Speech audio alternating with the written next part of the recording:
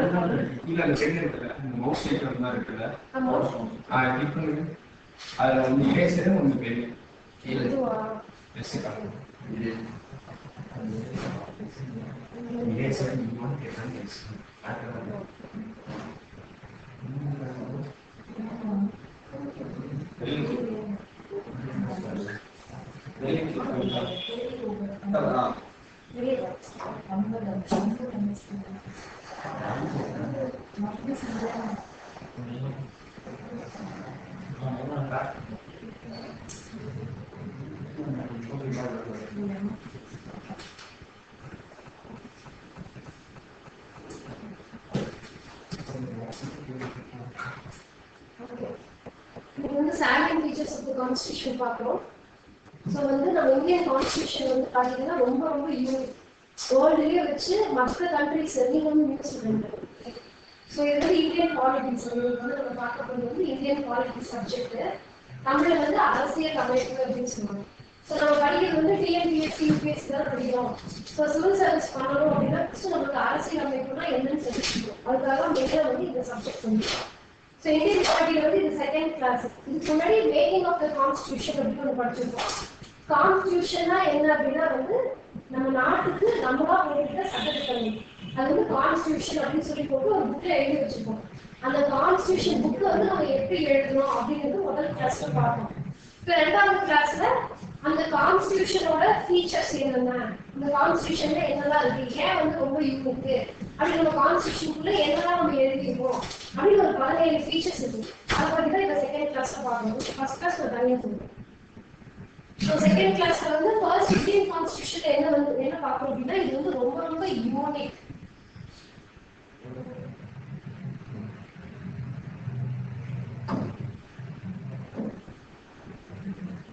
ரொம்ப ரொம்ப வந்து யூனிக்.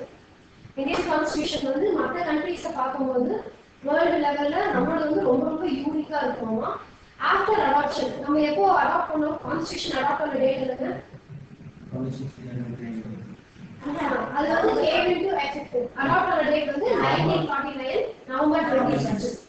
நவம்பர் 26 1949 வந்து கான்ஸ்டிடியூஷன் அடாப்ட் பண்ண டேட் சொல்றோம். எப்போ கான்ஸ்டிடியூஷன் வந்து நடைமுறைக்கு வந்துச்சு, came into force அப்படின்னு பாத்தீங்கன்னா ஜனவரி 26 1950.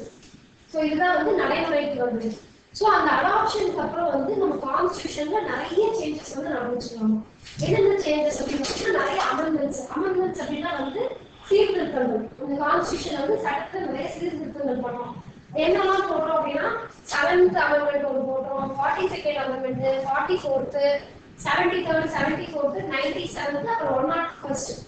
இத்தனை அமெண்ட்மெண்ட்ஸ் போட்டதுனால நம்ம கான்ஸ்டிடியூஷன்ல கொஞ்சம் சேஞ்சஸ் தான் நடந்தது. இப்போ வந்து இந்த அமெண்ட்மெண்ட்ஸ்லாம் வந்து கொஞ்சம் லேட்டா படிப்போம். 7th என்ன, 42nd என்ன இருக்கு, 44th என்ன இருக்கு டீடைலா அப்புறமா படிப்போம். சும்மா ஒரு ஒன்லைன் டிஸ்கிரிப்ஷன் சொல்லணும்னா 7th கான்ஸ்டிடியூஷன் அமெண்ட்மெண்ட்ல என்ன பண்ணோம்னா ஸ்டேட் ரீஆர்கனைசேஷன் ஆக்ட் அப்படின்னு ஒன்று வந்துருக்கும். அதுல வந்து ஸ்டேட்ஸ் வந்து முதல்ல இந்தியாவில 14 ஸ்டேட் தான் இருக்கும். அதுக்கப்புறம் ஒவ்வொரு ஸ்டேட்டா ஃபார்ம் ஆயிருக்கும். சரி எப்படி அந்த ஸ்டேட்ஸ் எல்லாம் பிரிஞ்சிச்சு அப்படிங்கிறதெல்லாம் வந்து இந்த 7th அமெண்ட்மெண்ட் போட் பண்ணிருப்பாங்க. 42nd அமெண்ட்மெண்ட்ங்கிறது வந்து என்னன்னா இது வந்து ஒரு மினி கான்ஸ்டிடியூஷன். 42nd அமெண்ட்மெண்ட் அப்படிங்கிறது வந்து ஒரு மினி கான்ஸ்டிடியூஷன். ஏன்னா வந்து இந்த அமெண்ட்மெண்ட்ல வந்து அவ்வளோ சேஞ்சஸ் நடந்துச்சு. நம்ம கான்ஸ்டிடியூஷனே எழுதுற அளவுக்கு இதுல நிறைய சேஞ்சஸ் பண்ணதுனால இந்த 42nd அமெண்ட்மெண்ட்டை வந்து மினி கான்ஸ்டிடியூஷன் அப்படின்னு சொல்றாங்க. இந்த 42வது சட்ட திருத்தத்துல வந்து யாரோட பீரியட் பண்ணாங்கன்னா இந்திரா காந்தி பீரியட். இந்த 42nd அமெண்ட்மெண்ட் நடந்தது பாத்தீங்கன்னா 1976ல நடந்திருக்கும். அப்ப வந்து இந்திரா காந்தி தான் பிரைம் மினிஸ்டரா இருப்பாங்க. அவங்க பிரைம் மினிஸ்டரா இருக்கும்போது நிறைய சேஞ்சஸ் வந்து நம்ம கான்ஸ்டிடியூஷன்ல கொண்டு வந்திருப்பாங்க. ஸோ அதை வந்து நம்ம மினி கான்ஸ்டிடியூஷன் அப்படின்னு சொல்லுவோம். அடுத்ததான் 44th, 73rd, 74th வந்து 73rd வந்து பஞ்சாயத்து பத்தி சொல்லுவோம். 74th வந்து அர்பன் முனிசிபாலிட்டிஸ் பத்தி பேசுவோம். 101 வந்து ஜிஎஸ்டி இதெல்லாம் வந்திருக்கும். ஸோ அந்த மாதிரி நிறைய சேஞ்சஸ் வந்து வந்திருக்கு. மினி கான்ஸ்டியூஷன் சொல்லி 42nd அமெண்ட்மெண்ட்டை சொல்றோம். அடுத்ததான் வந்து நம்ம வந்து சட்ட திருத்தங்கள் எதை எடுத்துக்கிட்டாலும் வந்து கேசஸ் வந்து நிறைய நடந்திருக்கு இந்தியாவில். அந்த கேஸ் வந்து ரெஃபரன்ஸ் எடுத்துப்போம். ஏதாவது ஒரு புதுசா ஒரு கேஸ் போடுறாங்க, அதுல ஏதாவது சுப்ரீம் கோர்ட் ஜட்ஜ்மெண்ட் கொடுக்க போறாங்க அப்படின்னா ஏற்கனவே நடந்த கேஸை வந்து நம்ம ஒரு ரெஃபரன்ஸ் மாதிரி எடுத்துப்போம். அது மாதிரி இன்னைக்கு நம்ம இந்தியன் பாலிட்டியில படிக்கும்போது நிறைய கேசஸ் எல்லாம் படிப்போம். அதுல வந்து ஒன் ஆஃப் த கேஸ் வந்து கேசவானந்த பாரதி கேஸ். இந்த கேஸ் வந்து 1973 நடக்குது. இதெல்லாம் நம்ம இன் டீடைலா இந்த fundamental right, fundamental duty, DPSP எல்லாம் தனித்தனியா படிப்போம் இன் ஃபியூச்சர்ல. அது படிக்கும்போது டீடைலா ஒவ்வொரு கேஸ் என்ன சொன்னாங்க, இந்த கேஸ் அந்த மாதிரி கேஸ் டீடைல்ஸ் தான் அப்போ நம்ம டீடைலா படிப்போம். இன்னைக்கு வந்து ஒரு ஒன் லைன் வேர்ட் மாதிரி இந்த கேஸ்ல என்ன சொன்னாங்க அப்படின்னு. கேசவானந்த பாரதி கேஸ் வந்து ஒன்று நடந்திருக்கு.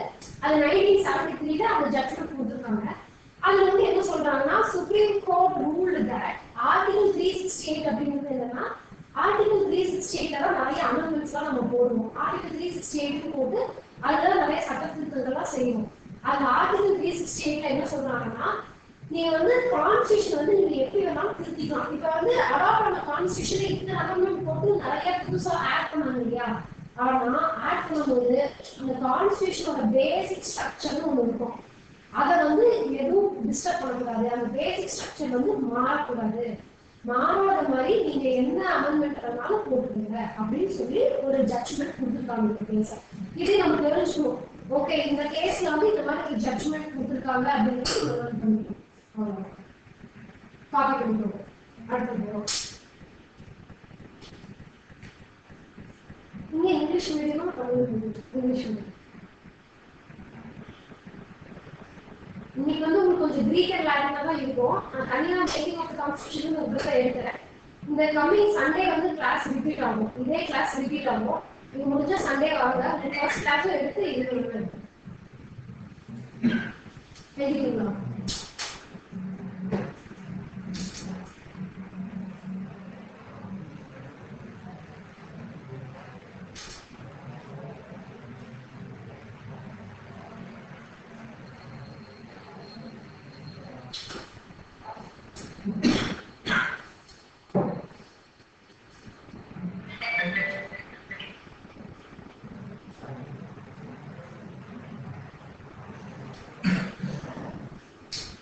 ஓகேவா? ஸோ இதெல்லாம் தான் வந்து ஃபீச்சர்ஸ். நம்ம கான்ஸ்டியூஷன் என்னெல்லாம் ஃபீச்சர் இருக்குன்னு பார்த்தீங்கன்னா இதெல்லாம் நம்ம டிஸ்கிரைப் பண்ணி அடுத்து பார்க்க போகிறோம். இதெல்லாமே ஹெட்டிங்ஸ். இந்த ஹெட்டிங் கீழே என்னென்ன எப்படி இதெல்லாம் சொன்னாங்க அப்படின்னு நம்ம டீட்டெயிலாக பார்க்கணும். என்னன்னா லென்தியஸ்ட் ரிட்டன் கான்ஸ்டியூஷன் அப்படிங்கிறது ஒரு ஃபீச்சர். அப்புறம் ட்ரான் ஃப்ரம் வேரியஸ் சோர்சஸ் தான் நிறைய கண்ட்ரிஸ் தான் டிராவல் பண்ணி போய் வாங்கிட்டு வந்தாங்கல்ல, அதை வந்து ட்ரான் ஃப்ரம் வேரியஸ் சோர்சஸ் அப்படின்னு சொல்றாங்க. கான்ஸ்டியூஷன் வந்து நிறைய பேர் வந்து பாப்புலர் லீடர்ஸ் எல்லாம் வந்து நிறைய கண்ட்ரிஸ்க்கு டிராவல் பண்ணி அங்க கான்ஸ்டியூஷன் எப்படி எழுதியிருக்காங்க அதெல்லாம் பார்த்து அங்கிட்டு ஃபாலோ பண்ணிட்டு வந்து நம்மளுக்கு தகுந்த மாதிரி இந்தியாவுக்கு தகுந்த மாதிரி எக்ஸாமின் பண்ணி அடாப்ட் பண்ணிக்கிறது தான் ட்ரான் ஃப்ரம் வேரியஸ் சோர்சஸ் சொல்லுவோம். பிளெண்ட் ஆஃப் ரிஜிடிட்டி அண்ட் ஃபிளெக்சிபிலிட்டினா ரிஜிட்னா வந்து ரொம்ப ஸ்டிஃபா இருக்கிறது, ஃபிளெக்சிபிள்னா வளைஞ்சு கொடுக்குற மாதிரி சேஞ்ச் பண்ண முடியும். ஃபிளெக்சிபிள்னா சேஞ்ச் பண்ண முடியும். நம்ம கான்ஸ்டியூஷன் எப்படின்னா ரொம்ப சேஞ்சே பண்ண முடியாத அளவுக்கு ரொம்ப ஸ்டிஃபா அப்படியே எழுதல. ஃபிளெக்சிபிலிட்டி அப்படின்னா அதுக்காக நம்ம நினைச்சா என்ன கான்ஸ்டியூஷனை சேஞ்ச் பண்ணலாம் அப்படிங்கிற மாதிரியும் இல்லை. இது வந்து பிளெண்ட் ஆஃப் ரிஜிட் அண்ட் ஃபிளெக்சிபிலிட்டியா இருக்கணும். அடுத்தது federal system with unitary bias அப்படின்னா ஃபெடரல் அப்படின்னா வந்து கூட்டாட்சி, யூனிட்டரி அப்படின்னா வந்து சிங்கிளா ஸ்ட்ராங் சென்டர். இப்போ கூட்டாட்சி வந்து எதை சொல்றோம்னா இப்போ மேல வந்து சென்ட்ரல் பார்த்துக்கிறதுக்கு மோடிஜி இருக்காரு, இங்கே தமிழ்நாடு பார்த்துக்கிறதுக்கு வந்து எடப்பாடி பழனிசாமி இருக்காங்க. ஸோ இப்போ இவங்க ரெண்டு பேரும் பண்றது வந்து ஃபெடரல். அது நம்மளுக்கு என்ன வேணாலும் தமிழ்நாட்டிலேயே நம்மளுக்கு பார்த்துக்கிறாங்க. அது போக நம்மளுக்கு மேல கவர்ன் பண்றதுக்கும் ஒருத்தர் இருக்காரு பிரைம் மினிஸ்டர்னு சொல்லி, இது வந்து ஃபெடரல் சொல்லுவோம். யூனிட்டரி அப்படின்னா வந்து ஸ்ட்ராங் சென்டர், மேல ஃபெடரல் மட்டும்தான் இருக்கும், கீழே வந்து இருக்காது. அதுக்கு கீழே எந்த இதுவும் அதாவது கூட்டாட்சி மாதிரியே இருக்காது, ஒருத்தர் தான் இருப்பாங்க. சென்டர் அப்படிங்கிறது ரொம்ப ஸ்ட்ராங்கா இருக்கும், கீழே வந்து அந்த ஸ்டேட்டுக்கு இம்பார்ட்டன்ஸே இருக்காது. ஆனா நம்ம வந்து எப்படின்னா ஃபெடரலும் சம்டைம்ஸ் இருக்கும், சம்டைம்ஸ்ல யூனிட்டரியாவும் இருக்கும். அதனால அது ஒரு பயஸ் அப்படிங்கிறாங்க. பயஸ் அந்த மாதிரி ஃபெடரலும் இருக்கு, யூனிட்டரி ஒரே குழப்பமா இருக்கும். நம்ம கான்ஸ்டியூஷன் அப்படிதான் நம்ம எழுதியிருக்கோம். ஆமா, பயஸ்னா வந்து இப்படியும் இல்லாம அப்படியும் இல்லாம இது ஒரு சண்டை மாதிரி. கான்ஸ்டிடியூஷன் அப்படிங்கிற மாதிரி இங்க ஆரம்பிக்கும் பயாஸ் அப்படிங்கிறது. அடுத்தது பார்லிமெண்டரி ஃபார்ம் ஆஃப் கவர்மெண்ட் அப்படின்னா இப்போ வந்து நம்ம கண்ட்ரீஸ்ல 2 விதமான கவர்மெண்ட் இருக்கும். ஒன்று வந்து பார்லிமெண்டரி ஃபார்ம் ஆஃப் கவர்மெண்ட், இன்னொன்று வந்து presidential form of government. Presidential form of government தான் பிரசிடென்ட் வந்து ஹெட்டா இருக்கும். இப்போ அமெரிக்கா இருக்கிறதுலாம் வந்து பிரசிடென்ஷியல் ஃபார்ம் ஆஃப் கவர்மெண்ட். அந்த பிரசிடென்ட் தான் ஃபுல் பவர் இருக்கும். ஆனால் நமக்கு இந்தியாவில் அப்படி கிடையாது. பிரசிடென்ட் வந்து ஒரு நாமினல் ஹெட்டா இருக்காரு, பிரைம் மினிஸ்டர் வந்து ஒரு ரியல் ஹெட்டா இருக்காரு ஸ்டேட்ல, சாரி சென்ட்ரல்ல. இதுவே வந்து தமிழ்நாட்டில் எடுத்துக்கிட்டோம்னா கவர்னர் வந்து நாமினலா இருக்காரு, சீஃப் மினிஸ்டர் வந்து ரியலா இருப்பாங்க. அந்த மாதிரி இருப்பாங்க. ஸோ அடுத்தது synthesis of parliamentary sovereignty and judicial supremacy அப்படின்னா சாவர்னிட்டினா என்னன்னு பார்த்தோம், இறையாண்மை. இது வந்து ரெண்டு கலந்துருக்கலாம். சிந்தசிஸ் பார்லிமெண்டரி சாவர்னிட்டியும் இருக்கு, ஜுடிஷியல் சுப்ரீமசி இருக்கு. அப்படின்னா பார்லிமெண்ட்டுக்கு இறையாண்மை இருக்கு, பார்லிமெண்ட் வந்து நினைச்சா என்ன சட்டம் வேணாலும் போடலாம். ஜுடிஷியல் சுப்ரீமசி அப்படின்னா அதே மாதிரி ஜுடிஷியல் தான் சுப்ரீம், ஜுடிஷியல் நினைச்சாலும் அவங்களும் என்ன வேணாலும் சட்டம் பண்ணுவாங்க. இது ரெண்டும் கலந்த மாதிரி இருக்காங்க கான்ஸ்டியூஷன். பார்லிமெண்ட் நினைச்சா கான்ஸ்டியூஷன் பண்ணலாம், சட்டங்கள் போடலாம். ஜுடிஷியல் சுப்ரீமசிங்கிறது ஜுடிஷியல் ஏதாவது நினைச்சா அவங்களும் கொண்டு வரலாம். அது ஸோ ரெண்டு சிந்தசிஸா இருக்காங்க. அடுத்தது இன்டெகிரேட்டட் அண்ட் இண்டிபெண்டன்ட் ஜுடிஷியரி அப்படின்னா இன்டெகிரேட்டட் அப்படின்னா இப்போ அமெரிக்கா கோர்ட்டெல்லாம் பார்த்தீங்கன்னா இப்போ தனியா ஸ்டேட்டுக்குன்னு சொல்லி ஒரு ஸ்டேட்டோட விஷயங்கள்லாம் அந்த ஹைகோர்ட்லயே முடிச்சிருவாங்க. அதெல்லாம் வந்து அவங்களுக்கு டாப் சுப்ரீம் கோர்ட் மாதிரி. இப்போ நம்மளுக்கு வந்து டாப் லெவல் எதுனா சுப்ரீம் கோர்ட், அதுக்கு கீழே ஹைகோர்ட், அதுக்கு கீழே டிஸ்ட்ரிக்ட் கோர்ட்ஸ், அதுக்கு கீழே மற்ற லோவர் கோர்ட்ஸ் எல்லாம் அப்படி வரும். இன்டெகிரேட்டடா இருக்கும் நம்மளுக்கு. ஆனா அமெரிக்காவில் அப்படி கிடையாது. அந்தந்த ஸ்டேட்டுக்குமே சுப்ரீம் கோர்ட் இருக்கும். அந்த ஸ்டேட்ல நடக்கிற பிரச்சனை அதுதான் டாப், அதுலயே முடிச்சுக்கோங்க. அதை எடுத்துட்டு இன்னொரு பக்கம்லாம் போக வேண்டியதில்லை. இண்டிபெண்டன்ட் ஜுடிஷியரி ஏன் அப்படி சொல்றோம்னா இப்ப நம்ம ஜட்ஜஸோட சேலரி ஆகட்டும், அவங்களை தேர்ந்தெடுக்கிறது, இதெல்லாம் வந்து ஒரு அரசியல் பொலிட்டிஷியன் நினைச்சாங்கன்னா ஒண்ணுமே பண்ண முடியாது. ஏன்னா ஜட்ஜஸ் வந்து ஒரு செக்யூர் டென்யூர் இருக்கு. ஜட்ஜ் வந்துட்டாருன்னா ஓகே 65 இயர்ஸ்னா 65 இயர்ஸ் வரைக்கும் அவர் இருக்கலாம். அவரோட பதவி காலம் வந்து 65 வயசு வரைக்கும் இருக்கலாம், இல்லைன்னா 6 வருஷம் வரைக்கும் அப்படின்னு ஒரு செக்யூரிட்டி தெரியுது. அதே மாதிரி அவரோட சம்பளம் வந்து இந்த பார்லிமெண்ட்ல ஓட்டு போட்டு ஜட்ஜுக்கு வந்து இந்த மாதிரி சம்பளம் கொடுக்கலாம் அப்படின்னு பொலிட்டிஷியன்ஸ் தான் நினைச்சா ஓட்டு போட்டு அது கவர்மெண்ட்ல பாஸ் பண்ண முடியாது. அது வந்து கன்சாலிடேட்டட் ஃபண்ட் ஆஃப் இந்தியான்னு சொல்லி ஒரு ஃபண்ட் வச்சுக்கோம் நம்ம இந்தியாவில். அந்த ஃபண்ட் இருந்து அவங்களுக்கு சம்பளம் போகுது. அதனால இப்ப சப்போஸ் ஏதாவது கேஸ் நடக்குதுன்னு வச்சுக்கோங்க, இந்த ஜட்ஜ் வந்து ஃபேவரபா அவங்களுக்கு கொடுக்கல அப்படிங்கிறதுனால இந்த பேக் கேஸ் பண்றது, இந்த மாதிரி விஷயங்கள்லாம் இருக்கக்கூடாது அப்படின்னு சொல்லிட்டு அந்த ஜுடிஷியரி வந்து ரொம்ப இண்டிபெண்டா வச்சுக்கோங்க. அவங்களுக்கு கொடுக்குற சம்பளம், அவங்களோட பதவி காலம், ஏன்னா இண்டிபெண்டா இல்லைன்னா என்ன ஆகும்? இப்ப வந்து இந்த பொலிட்டிஷியன்ஸ் நினைச்சாங்கன்னா அவங்களுக்கு ஃபேவரபா நீங்க எதுவும் பண்ணல அப்படின்னு அவங்க நினைச்சா அவங்க வேலைக்கு கொடுக்கலாமா, இந்த மாதிரிலாம் பண்ணுவாங்க அப்படின்னு தெரிஞ்சு ஜுடிஷியரிக்கு வந்து ஒரு இண்டிபெண்டன்ஸ் கொடுத்துருக்காங்க. அதனால இன்டெகிரேட்டட் அண்ட் இண்டிபெண்டன்ட் ஜுடிஷியரி சொல்லுவாங்க. அடுத்தது ஃபண்டமெண்டல் ரைட்ஸ். அப்புறம் வேற என்னெல்லாம் இருக்கணும்? முக்கியமா மக்களுக்கு வந்து அவங்களுக்கு உண்டான அந்த நேச்சுரல் ரைட்ஸ் கொடுக்கணும். ஃபண்டமெண்டல் ரைட்ஸ் நம்ம கான்ஸ்டிடியூஷன்ல இருக்கு, அதுவும் ஒன் ஆஃப் த ஃபீச்சர். அடுத்தது வந்து directive principles of state policy. இந்த directive principles of state policy இது வந்து ரொம்ப சக்சஸ்ஃபுல் எந்த நாட்டுன்னு கேட்டீங்கன்னா அயர்லாந்து. இந்த டைரக்டிவ் பிரின்சிபிள்ஸ் ஆஃப் ஸ்டேட் பாலிசினா ஸ்டேட் அப்படிங்கிறது இங்க வந்து அரசு. ஒரு அரசு வந்து அந்த மக்களுக்கு எவ்வளவு வந்து ஒரு நல்ல மதிப்போட நல்ல வாழ்க்கையை கொடுக்குது அப்படிங்கிறது தான் இந்த பிரின்சிபிள். இந்த பிரின்சிபிளையும் நம்ம அந்த நாட்டில இருந்து எடுத்துப்போம். எடுத்து நம்ம என்ன பண்றோம், நம்ம கான்ஸ்டிடியூஷன்ல இந்த டைரக்டிவ் அதாவது மக்களுக்கு என்ன செஞ்சாலும் நன்மை செய்யறமான்னு யோசிச்சு கான்ஸ்டிடியூஷன் போடுறோமா, அந்த மாதிரி சட்டங்கள் எழுதிப்போம். ஸோ அதனால டைரக்டிவ் பிரின்சிபிள்ஸ் ஆஃப் ஸ்டேட் பாலிசியும் ஒன் ஆஃப் த ஃபீச்சர் தான். அடுத்ததான் வந்து ஃபண்டமெண்டல் டியூட்டிஸ். ஸோ இவ்வளவு நேரம் வந்து நாடு நம்மளுக்கு என்ன செஞ்சதுன்னு நம்ம பார்ப்போம். இப்போ நாம நாட்டுக்கு திருப்பி என்ன செய்யறோம் அப்படிங்கிறது தான் ஃபண்டமெண்டல் டியூட்டி. ஆனா இது வந்து முதல்ல கான்ஸ்டிடியூஷன் எழுதும் போது ஃபண்டமெண்டல் டியூட்டின்னு சொல்லி எழுதுறாங்க. முதல்ல அடாப்ட் ஆச்சுல, அடாப்ட் ஆகும்போது ஃபண்டமெண்டல் டியூட்டிங்கிறது கான்ஸ்டிடியூஷனுக்குள்ளேயே இல்லை.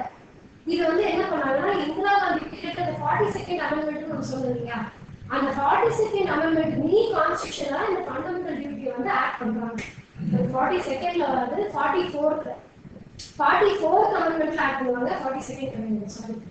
அடுத்ததான் வந்து 44th அமெண்ட்மெண்ட் தான் வந்து இந்த ஃபண்டமெண்டல் டியூட்டியை வந்து உள்ள ஆட் பண்ணிருக்காங்க. So 42nd அப்படியே லட்சுமி அதை செக் பண்ணுங்க. இப்போ முதல்ல சொல்லுங்க கரெக்டா 44 இல்ல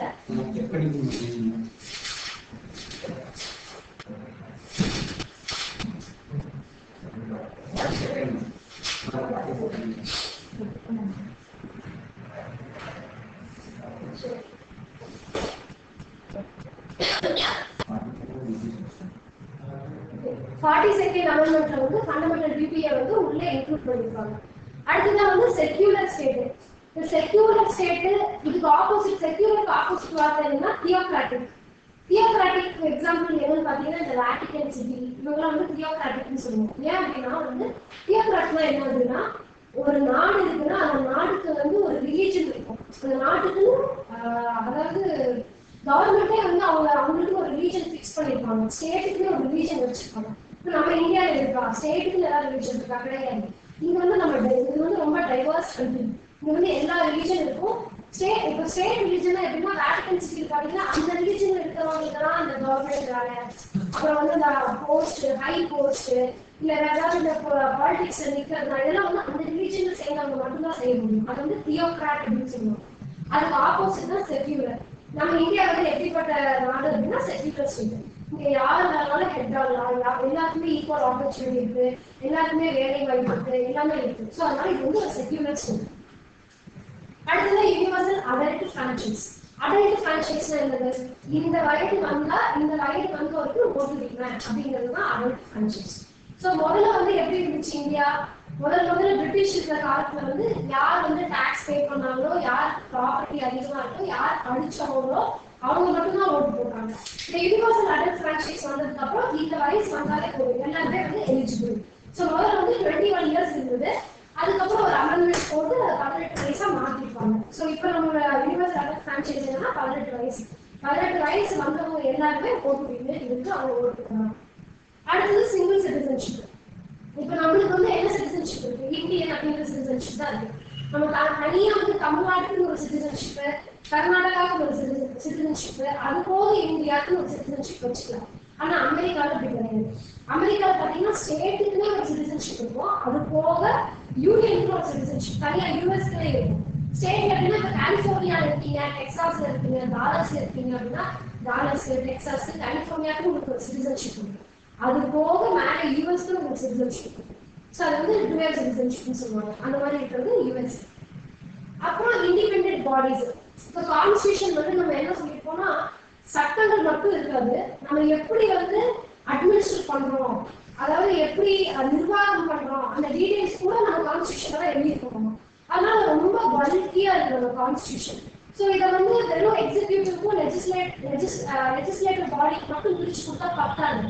அதனால நிறைய இண்டிபெண்டன்ட் பாடிஸ் எல்லாம் ஆக்ட் பண்ணி அவங்களுக்கும் சில வேலைகளை நம்ம பிரிச்சு கொடுத்துருக்கோம். For example election bodies, election commission. So இந்த எலெக்ஷன் கமிஷன் என்ன பண்ணுவாங்கன்னா இந்த லோக்சபா தேர்தல், ஸ்டேட் லெஜிஸ்லேச்சர் அந்த தேர்தல்கள்லாம் பார்த்துக்கிறது, எலெக்ஷன் வேலைகள்லாம் கவனிச்சுக்கிறது அப்படின்னு சொல்லி அந்த டிபார்ட்மெண்ட் ஃபுல்லாக அதை பார்த்துக்கோம். ஸோ இந்த மாதிரி நிறைய இண்டிபெண்டன்ட் பாடிஸும் நம்ம கான்ஸ்டியூஷன்ல இருக்கு. அடுத்தது எமர்ஜென்சி ப்ராவிஷன்ஸ். இப்போ வந்து நம்ம நாட்டில் ஏதாவது திடீர் வார் டைம் ஏதாவது எமர்ஜென்சி வந்துச்சுன்னா அந்த எமர்ஜென்சி வந்து நேஷனல் எமர்ஜென்சிக்கு ஒரு அமெண்ட்மெண்ட் வச்சிருக்கோம், ஸ்டேட் எமர்ஜென்சி அப்ளை பண்ணுவோம், ஃபினான்ஷியல் எமர்ஜென்சி வரும், அதுக்கு தனியாக அமெண்ட்மெண்ட் வச்சிருக்கோம். ஸோ எமர்ஜென்சி ப்ராவிஷன்ஸும் இருக்கு. அடுத்தது 3 tier கவர்மெண்ட். 3 tier கவர்மெண்ட் அப்படிங்கிறது வந்து பார்த்தீங்கன்னா வேர்ல்டுலேயே எந்த கான்ஸ்டியூஷன்லையும் எந்த நாட்டுக்கும் இந்த 3 tier கவர்மெண்ட் கிடையாது, இந்தியா மட்டும்தான் வச்சிருக்கோம்.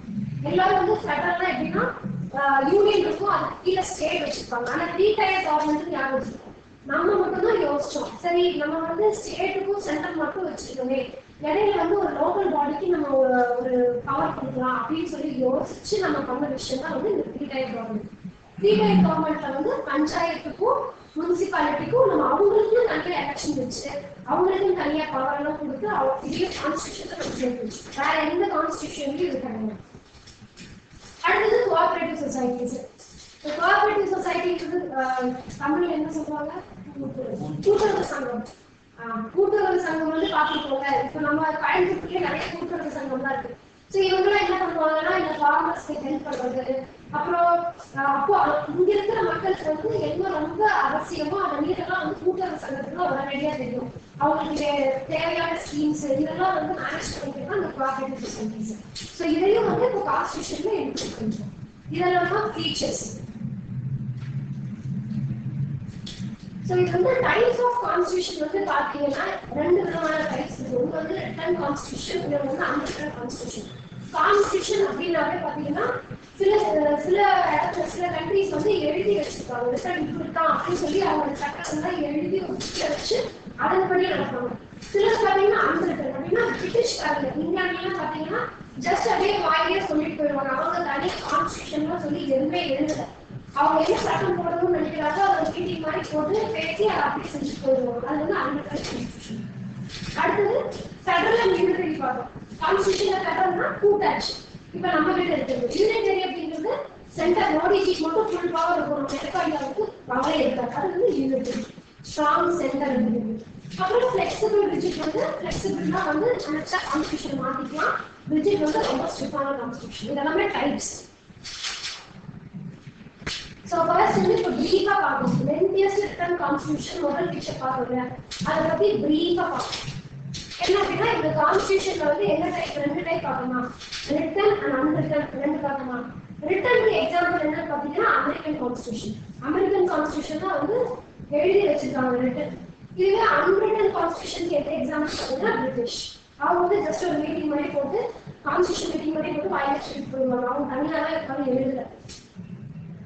அதே மாதிரி நம்ம அமெரிக்கனும் பார்த்தீங்கன்னா வந்து நம்ம மாதிரி இவ்வளோ ஆர்டிகல்ஸ்லாம் இருக்காது. சும்மா ஒரு 7 ஆர்டிகல் 8 ஆர்டிகல் போட்டு வச்சிருப்பாங்க. அவங்க நம்மளாம் வந்து லென்த்தியா எழுதி வச்சிருக்கோம். நீங்க அந்த டவுட் கேட்டீங்கல்ல 448 477 இது வந்து லட்சுமி கம்பெனி இருக்கு இந்த டேட்டா 470 ஆர்டிகல்ஸ் அப்படிங்கிறது. 493 இப்போ 495 இது வந்து 2019 படி 470. நான் சொன்னது அப்போ 2020 வந்து 490 ஆர்டிகல்ஸ் கரெக்டா. இந்தியன் கான்ஸ்டியூஷன் அப்படிங்கிறது வேர்ல்ட்லயே ரொம்ப லென்த்தியஸ்ட் கான்ஸ்டியூஷன். அடுத்தது 1949 தான் வந்து நம்ம அடாப்ட் பண்றோம். கான்ஸ்டியூஷனை வந்து அடாப்ட் பண்றோம், ஏத்துக்கிறோம். ஏத்துக்கும் போது எவ்வளோ ஆர்டிகல்ஸ் இருந்துச்சுன்னா ஒரு ப்ரீஆம்பிள் இருந்தது 395 ஆர்டிகல்ஸ் 22 பார்ட்ஸ் 8 ஷெட்யூல்ஸ் இருந்தது. 2019 படி என்னாச்சுன்னா ஒரு ப்ரீஆம்பிள் 470 ஆர்டிகல்ஸ். இப்போ கரெக்ட்லி வந்து 495. 2021 படி 495. இது வந்து 20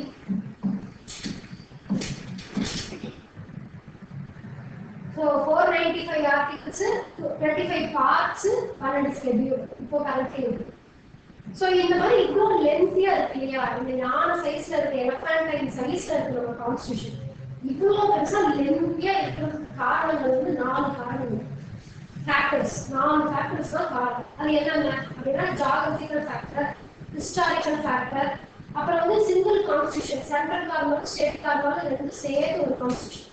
ஜியோகிராபிக்கல் ஃபேக்டர் என்ன அப்படின்னா இந்தியாங்கிறது ரொம்ப பறந்து இருந்த கண்ட்ரி சொல்றாங்க. வாஸ்ட் கண்ட்ரி, ரொம்ப பெரிய கண்ட்ரி.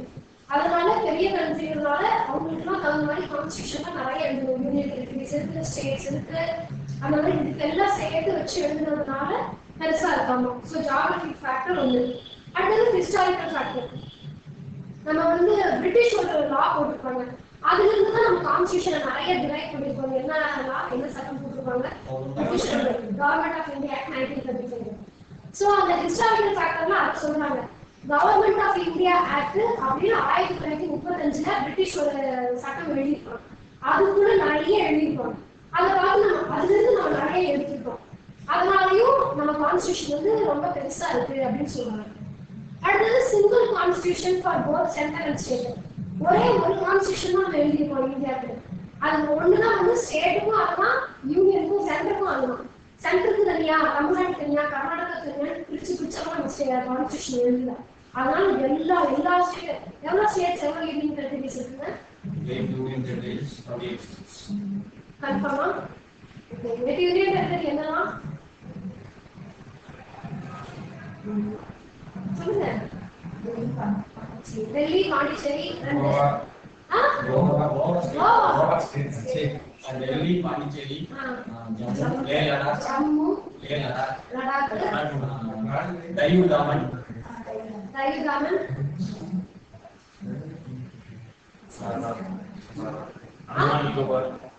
அந்தமான் நிக்கோபார், சத்தீஸ்கர்ல சண்டிகர், அந்தமான் நிக்கோபார், ஒண்ணு வந்து இப்ப ரீசெண்டா லான்ச் பண்ணாங்க. டையூடாமன் கூட வந்து என்ன வச்சுக்கோங்க ஆந்திரா ஆந்திரா நாவல்ங்க நோட்ஸ் பண்ணிருக்கோம். ஸோ 28 ஸ்டேட் 8 யூனியன் டெரிட்டரி இருக்கும். ஓகேங்களா? ஸோ அந்த இது எல்லாத்துக்கும் சேர்த்து ஒரே கான்ஸ்டியூஷன் தான் இருக்கு. அதனால நம்ம கான்ஸ்டியூஷன் ரொம்ப பெருசாகும். அப்புறம் டாமினன்ஸ் ஆஃப் லீகல் லுமினரிஸ். லீகல் லுமினரிஸ்னா இந்த லாயர்ஸ். இவங்க இந்த லா படிச்சவங்க வந்து பயங்கரமா டாமினேட் பண்ணனால எல்லாருமே சட்டம் தெரிஞ்சவங்களா இஷ்டத்துக்கு விட்டு விளாசிட்டாங்க அப்படின்னு சொல்றாங்க. ஸோ கான்ஸ்டியூஷன் அசம்பிளில வந்து நிறைய லாயர்ஸ் இருக்கிறதுனால 7% அவங்க எடுத்துருக்காங்க. அது ஃபேக்ட்.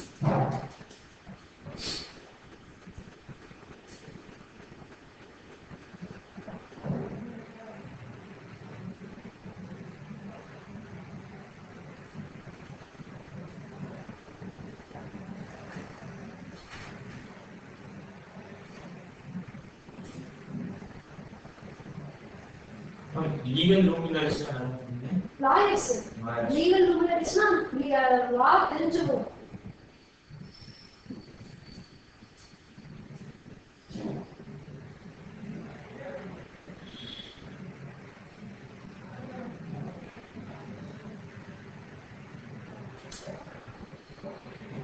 நீங்க எழுத எழுதிருக்கீங்களா?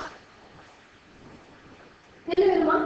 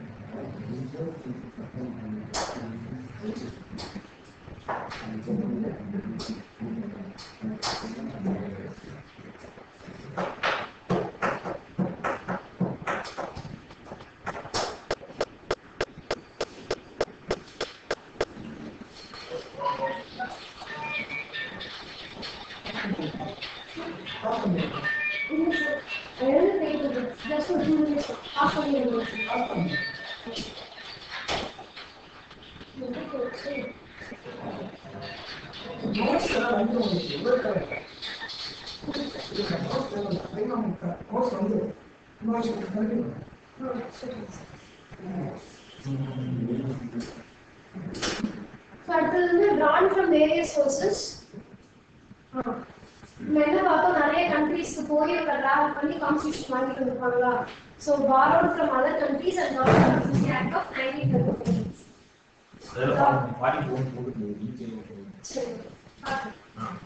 Government of India Act of 1935 வந்து அதுல இருந்து நம்ம நிறைய எடுத்துருக்கோம். அடுத்தது வேற கண்ட்ரீஸ்ல இருந்து நிறைய borrow பண்ணிட்டு வந்திருக்கோம்.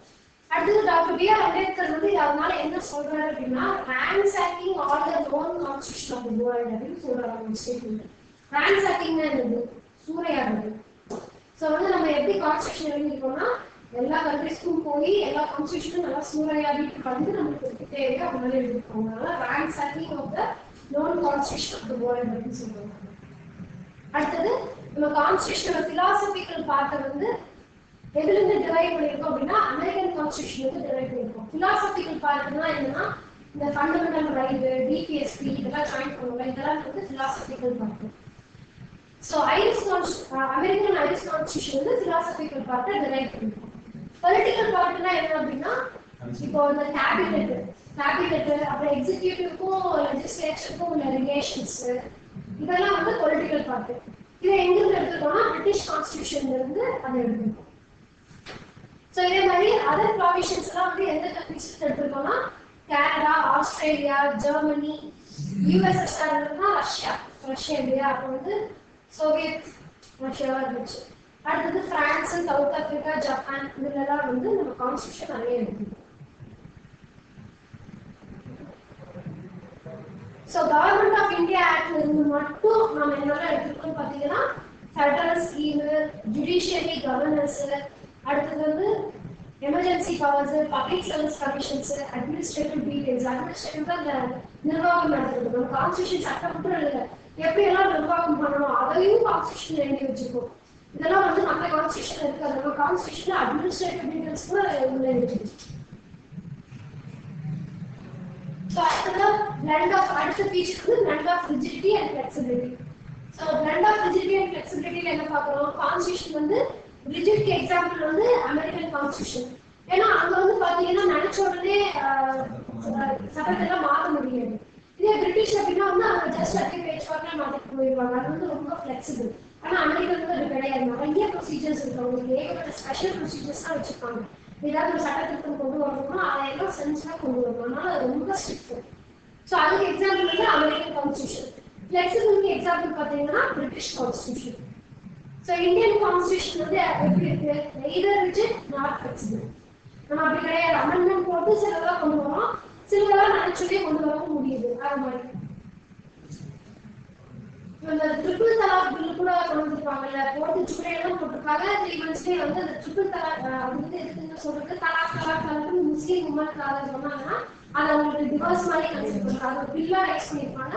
எல்லாரும் அதை சைன் பண்ணி அது உடனே ஆக்டா மாறிடும். ஸோ ஆர்டிகல் 368 மூலியமா தான் நம்ம கான்ஸ்டியூஷன்ல என்ன சேஞ்ச் கொண்டு வரணும், என்ன அமெண்ட்மெண்ட் கொண்டு வரணும்னா ஒரு ஆர்டிகல் வேணும். அது என்ன ஆர்டிகல்னா ஆர்டிகல் 368 தான். இதன் மூலியமா தான் எல்லா சேஞ்சஸும் நம்ம கொண்டு வரோம். ஸோ அந்த சேஞ்சஸ் எப்படி இருக்குன்னா, ஃபர்ஸ்ட் வந்து ரெண்டு சொல்றாங்க, special majority of the parliament. Special majority அப்படின்னா என்னன்னா 2/3, அதாவது 3/2. அதுதான் வந்து ஸ்பெஷல் மெஜாரிட்டி. அடுத்தது வந்து சிம்பிள் மெஜாரிட்டி அப்படிங்கிறது அன்னைக்கு சும்மா பர்சன்ட் ஆயிருக்கிறதுல கொஞ்சம் பேர் 4 பேர் அப்படின்னு சொன்னா போதும். இது வந்து எப்படின்னா இப்ப மெம்பர்ஸ் இருக்காங்க, அந்த மெம்பர்ஸ் வந்தவங்க அன்னைக்கு கண்டிப்பா அதுல 50% கண்டிப்பா பிரசன்ட் ஆயிருக்கணும்.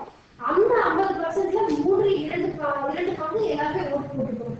இதெல்லாம் நம்ம அமெண்ட்மெண்ட்ஸ் படிக்கும் போது டீடைல்டா ஸ்பெஷல் மெஜாரிட்டினா என்ன, சிம்பிள் மெஜாரிட்டினா என்ன, அதோட ஆர்டிகல் என்ன தெளிவா போயிட்டோம். ஸ்பெஷல் மெஜாரிட்டிக்கு எதுக்கெல்லாம் நம்ம ஓட்டு போடுவோம், எதெல்லாம் ஸ்பெஷல் மெஜாரிட்டிக்கு கீழே வரும், எதெல்லாம் சிம்பிள் மெஜாரிட்டியை வச்சு நம்ம பாஸ் பண்ணிட்டு போயிடுவோம். இதெல்லாம் வந்து நம்ம மெஜாரிட்டி படிக்கும்போது நமக்கு இன்னும் டீடைலா பார்க்கணும். Special majority of the parliament அப்படிங்கிறது வந்து 2/3 மெம்பர்ஸ். இப்போ வந்து பார்லிமெண்ட்ல இருக்காங்கன்னா 3/2 பங்கு வந்து 50% கண்டிப்பா இருக்கணும். 5 பேர் இருக்காங்க அப்படின்னா 250 கண்டிப்பா இருக்கணும். இருந்து அதுல கண்டிப்பா 2/3 மெம்பர்ஸ் ஓட் போட்டுருக்கணும். அதுல கண்டிப்பா 3/2 பங்கு பேர் ஓட் போட்டுருக்கணும். இது வந்து எப்படின்னா special majority of the parliament plus acceptance by half of the total ஸ்டேட்ஸ்னா, இன்னைக்கு வந்து நம்ம எவ்வளவு ஸ்டேட்ஸ் இருக்கு பார்த்தா 28 ஸ்டேட்ஸ் இருக்கு. பார்லிமெண்ட்ல ஸ்பெஷல் மெஜாரிட்டில முதல்ல ஓட் போட்டுருவாங்க அந்த பில்லுக்கு. அதுக்கப்புறம் 28 ஸ்டேட்ல half of the ஸ்டேட்டுக்கு மேல அப்படின்னா 28ல half எவ்வளவுங்க, 14 ஸ்டேட். 14 ஸ்டேட்டுக்கு மேல 14-15க்கு மேல அவங்க வந்து ஓட் போடணும். 15 ஸ்டேட்டும் ஏற்றுக்கணும். ஓகே இந்த பில்லை நாங்க அக்செப்ட் பண்ணிக்கிறோம். அப்படி வந்து பில் என்ன, அந்த மாதிரி ஒரு பில் ஜிஎஸ்டி வந்து அப்படிதான் பண்ணாங்க. ஸ்பெஷல் மெஜாரிட்டி பார்லிமெண்ட்ல போட்டு அதை தாண்டியும் ஒரு 15 ஸ்டேட் வந்து 15ஆவது ஒட்டுக்க ஸ்டேட் வந்து ஃபர்ஸ்ட் குஜராத் நினைக்கிறேன். 15 அது தெரிஞ்சுக்கோங்க சரிங்களா. ஜிஎஸ்டி வந்து அப்படிதான் செஞ்சாங்க. ஜிஎஸ்டி வரதுக்கு காரணம் வந்து எப்படின்னா நம்ம தமிழ்நாடு ஒத்துக்கவே இல்லை வச்சிருக்கோம். ஆனா என்ன பண்றது, மோடிஜி அவங்க வந்து ஃபுல்லா இந்தியா ஃபுல்லா இப்ப எல்லாம் அவங்களோட கட்சியில இருக்கு.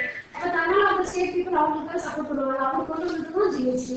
15 ஸ்டேட் வந்து அவங்களுக்கு சப்போர்ட்டா கையெழுத்து போடுறாங்க. அதனால ஜிஎஸ்டி வந்துச்சு.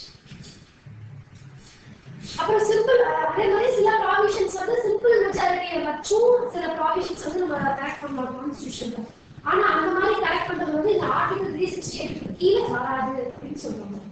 அந்த மாதிரி கரெக்ட் பண்றது இந்த ஆர்டிகல் 368 கீழே வராது. புரியல, சிம்பிள் மெஜாரிட்டியில பண்றது. இப்போ வந்து ஆர்டிகல் 368 ரெண்டு தான் இருக்கு. ஸ்பெஷல் மெஜாரிட்டி 2/3 ஒன்று இருக்கு. அடுத்தது special majority plus half of the total states ratification இருக்கு. இது அடுத்ததா என்ன சொல்றோம்னா கான்ஸ்டிடியூஷன்ல சிம்பிள் மெஜாரிட்டி வச்சு சில ப்ராவிஷன்ஸ் தான் நம்ம பண்ண முடியுமா அந்த மாதிரி பண்றது ஆர்டிகல் 368 கீழே வராதுன்னு சொல்றோம். ஆமா நிறைய 368 தான் போடுறீங்க. இல்ல நான் தனியா அதனால some provisions of constitution by simple majority வரும் but these amendments will not come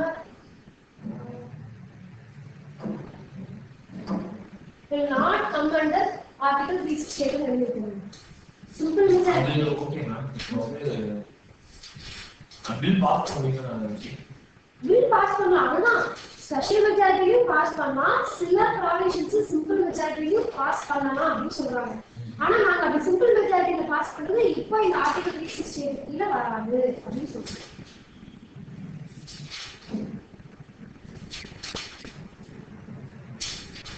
அடுத்தது federal system with unitary powers. So federal system of கவர்மெண்ட்னா என்னது கூட்டாட்சி பார்த்தோமா. அப்ப கூட்டாட்சியோட ஃபீச்சர்ஸ் என்ன இருக்கும்? ரெண்டு கவர்மெண்ட் இருப்பாங்க. புரியல? ரெண்டு கவர்மெண்ட் இருப்பாங்க. அதுக்கப்புறம் டிவிஷன்ஸ் இருப்பாங்க. அவருக்கும் பவர் டிவைட் பண்ணிருப்பாங்க. மோடிக்கும் பவர் இருக்கு, எடப்பாடிக்கும் பவர் இருக்கு. So division of power, independent judiciary, அங்கேயும் கோர்ட் இருக்கு. ஒவ்வொரு இதுக்கும் தனியா நம்மளுக்கும் கோர்ட் இருக்கு. நம்மளோட விஷயங்கள் ஏதாவது ஸ்டேட் லெவல் ஏதாவது பிரச்சனை இருந்துச்சுன்னா ஹைகோர்ட்லயே முடிச்சுப்போம். ஸோ பை கேமரலிசம் அப்படிங்கிறது என்னன்னா இந்த அப்பர் ஹவுஸ் மேலவை கீழவை சொல்றாங்க இல்லையா, அதுதான் வந்து பை கேமரலிசம். யூனி கேமரலிசம் அப்படிங்கிறது சிங்கிள் ஒரே ஒரு ஹவுஸ் தான் இருக்கும். நம்ம தமிழ்நாட்டில் எவ்வளோ இருக்கும்? யூனி கேமரலிசம் தான் இருக்கு. நமக்கு வந்து லெஜிஸ்லேட்டிவ் கவுன்சில் கிடையாது. நம்ம வெறும் லெஜிஸ்லேட்டிவ் அசம்பிளி மட்டும்தான் வச்சிருக்கோம். இருந்துச்சு அது வந்து ஒரு அமெண்ட்மெண்ட் போட்டு டெலிட் ஆயிடுச்சு. ஆமா ஒரு ஏழு ஸ்டேட் கூட இருக்கு. அதுல காரணம் புரியல? அதுல ரீசன்ஸ் ஏதாவது இருக்காங்க. ரீசன்ஸ்லாம் ஒன்றும் கிடையாது. அதுக்கு ஆக்சுவலி வந்து இப்போ அந்த லெஜிஸ்லேட்டிவ் கவுன்சில் இருக்கணும்னா ஒரு மினிமம் மெம்பர்ஸ் இருக்கணும்னு சொல்லுவாங்க. நம்மளுக்கு வந்து தொகுதியே பார்த்தீங்கன்னா 234 தொகுதி தான் இருக்கு. இப்போ வந்து லோக்சபா ராஜ்யசபா இருக்குன்னா ராஜ்யசபாவுக்கு மினிமம் மெம்பர்ஸ் இருப்பாங்க. அட்லீஸ்ட் இவ்வளவாவது இருக்கணும் அப்படின்ட்டு. அதே வந்து நமக்கு லெஜிஸ்லேட்டிவ் கவுன்சில் நம்மளுக்கு அது தேவைப்படாது பெருசா. லெஜிஸ்லேட்டிவ் கவுன்சிலுக்கு பவரும் கிடையாது. நம்மளுக்கு என்ன சட்டம் வேணாலும் எல்லாமே சட்டமன்றத்திலேயே லெஜிஸ்லேட்டிவ் அசம்பிளியே பண்ணிக்கிறோம். லெஜிஸ்லேட்டிவ் கவுன்சில் பெருசா தேவைப்படாது. அதனாலே இல்லை. அது ஒரு காரணம். ரெண்டாவது அதுக்கு தகுந்த மாதிரி மினிமம் இதுவும் நமக்கு இல்லை, ஸ்ட்ரென்த்தும் இல்லை. அதனால அது நமக்கு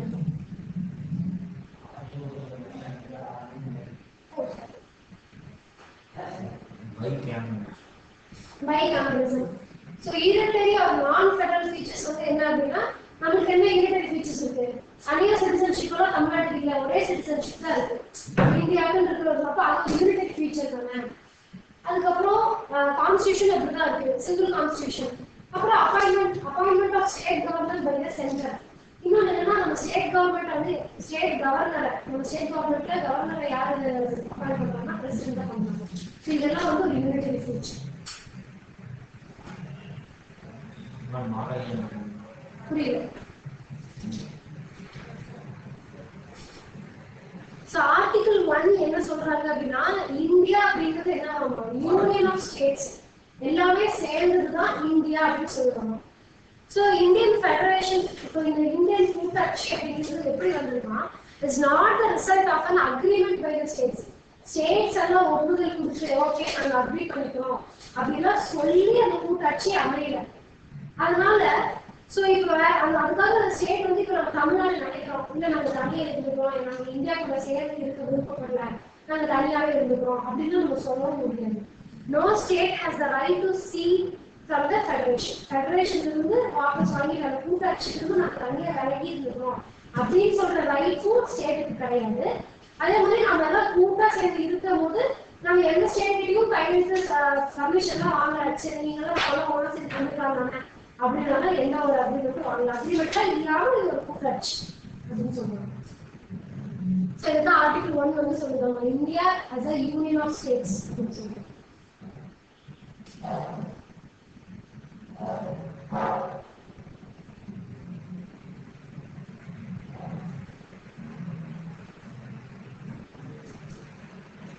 யூனிட்டரி ஃபார்ம்ங்கிறது வந்து மெயினா என்ன தெரியும், strong centre unitary form of government. அதுக்கு எக்ஸாம்பிள் பார்த்தீங்கன்னா இங்கிலாந்து, ஜப்பான், ஸ்ரீலங்கா இதெல்லாம் வந்து யூனிட்டரி ஃபார்ம் ஆஃப் கவர்மெண்ட்டுக்கு எக்ஸாம்பிள்.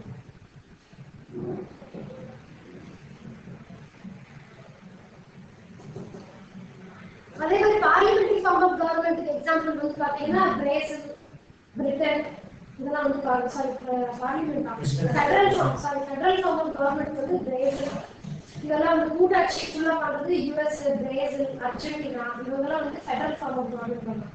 யூனிட்டரி ஃபார்ம் வந்து என்ன சொல்ற ஸ்ரீலங்கா இவங்கெல்லாம் வந்து பண்றாங்க.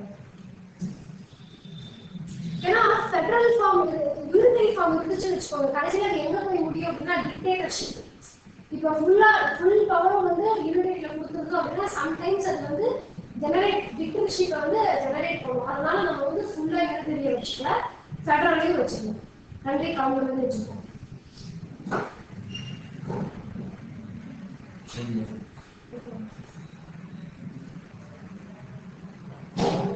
So இந்த federal system with unitary bias, இதுல வந்து இந்த ஃபெடரலை வந்து நிறைய பேர் ஒரு ஸ்டேட்மெண்ட் மாதிரி கொடுத்துருக்காங்க, என்ன மாதிரி ஃபெடரலா இருக்கு அப்படின்னு சொல்லி. கேசிபிஆர் அப்படிங்கிறது வந்து என்ன சொல்றாங்கன்னா, இது வந்து ஒரு கூட்டாட்சி கிடையாது, கொஞ்சம் தான் இருக்கு கூட்டாட்சி, பாதி தான் இருக்கு அப்படின்னு சொல்றதுனால கிளாசி ஃபெடரல் அப்படின்னு சொல்றாங்க. அப்புறம் மோரிஸ் ஜோன்ஸ் என்ன சொல்றாருன்னா பார்கெனிங் ஃபெடரலிசம், நம்ம கூட்டாட்சியை வந்து பார்கெயின் பண்ணி வாங்க வேண்டியதா இருக்கு, அதனால பார்கெனிங் ஃபெடரலிசம் அப்படின்னு சொல்றாங்க. அப்புறம் பிராக்மெரி அஸ்டின் கோஆபரேட்டிவ் ஃபெடரலிசம், ஐவர்ஜெனிக்ஸ் வந்து ஃபெடரேஷன் வித் சென்ட்ரலைசிங் டெண்டன்சி அப்படின்னு சொல்லி ஒரு 4 ஸ்டேட் கொடுத்துருக்காங்க. இது வந்து ஃபெடரலிசம் அப்படிங்கிறது வந்து நம்ம பாதாடி வாங்க வேண்டியதா இருக்கு, அதெல்லாம் வந்து அவங்களோட வாங்க வேண்டியதா இருக்கு அப்படின்னு சும்மா அவங்களோட ஒப்பீனியன்ல சொல்றாங்க. இது வந்து ஸ்டேட்மெண்ட்ஸ் வந்து ஜஸ்ட் இது என்ன ஸ்டேட்மெண்ட் யார் சொன்னாங்க அப்படிங்கிறது தான் தெரியும். ரெண்டாவது இது யூபிஎஸ்சிக்கு தான் பெருசா இருக்கு, டிஎன்பிஎஸ்சி தான் பெருசா. இது புக்ல இருந்துச்சுன்னா ஒரு சமச்சீர் புக்ஸ்ல வந்துருச்சா, இது நான் இந்தியன் குவாலிட்டியிலேருந்து எடுத்திருக்கேன், சமச்சீர் புக்ஸ் உள்ள வந்துருச்சுன்னா அது கொஸ்டின் இருக்கும். புக்ல இல்லாமலாம் வெளியே பெருசா வராது, டிஎன்பிஎஸ்சியில் கண்டிப்பா வரும். புக்ல இருக்கு, லாங்குவேஜ் புக்ல புதுசா ஆட் பண்ணாங்கன்னா வரும்.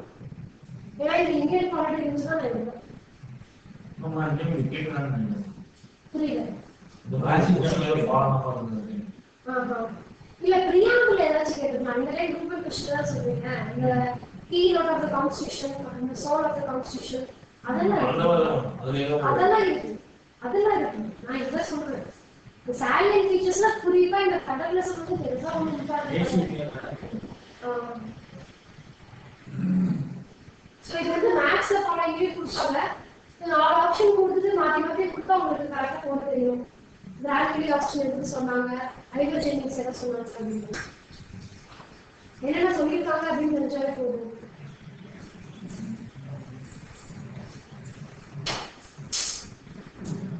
அடுத்தது parliamentary form of government.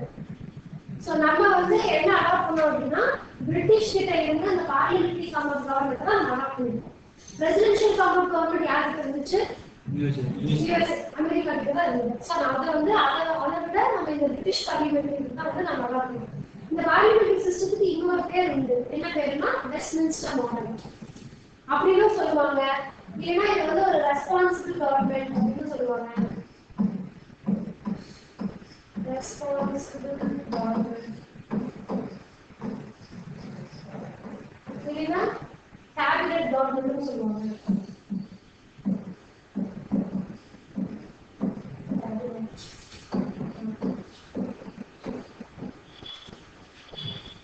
Parliamentary system வந்து ரெஸ்பான்சிபிள் மாடல், இல்ல ரெஸ்பான்சிபிள் கவர்மெண்ட், இல்ல கேபினட் கவர்மெண்ட் இப்படி எல்லாம் சொல்லுவாங்க.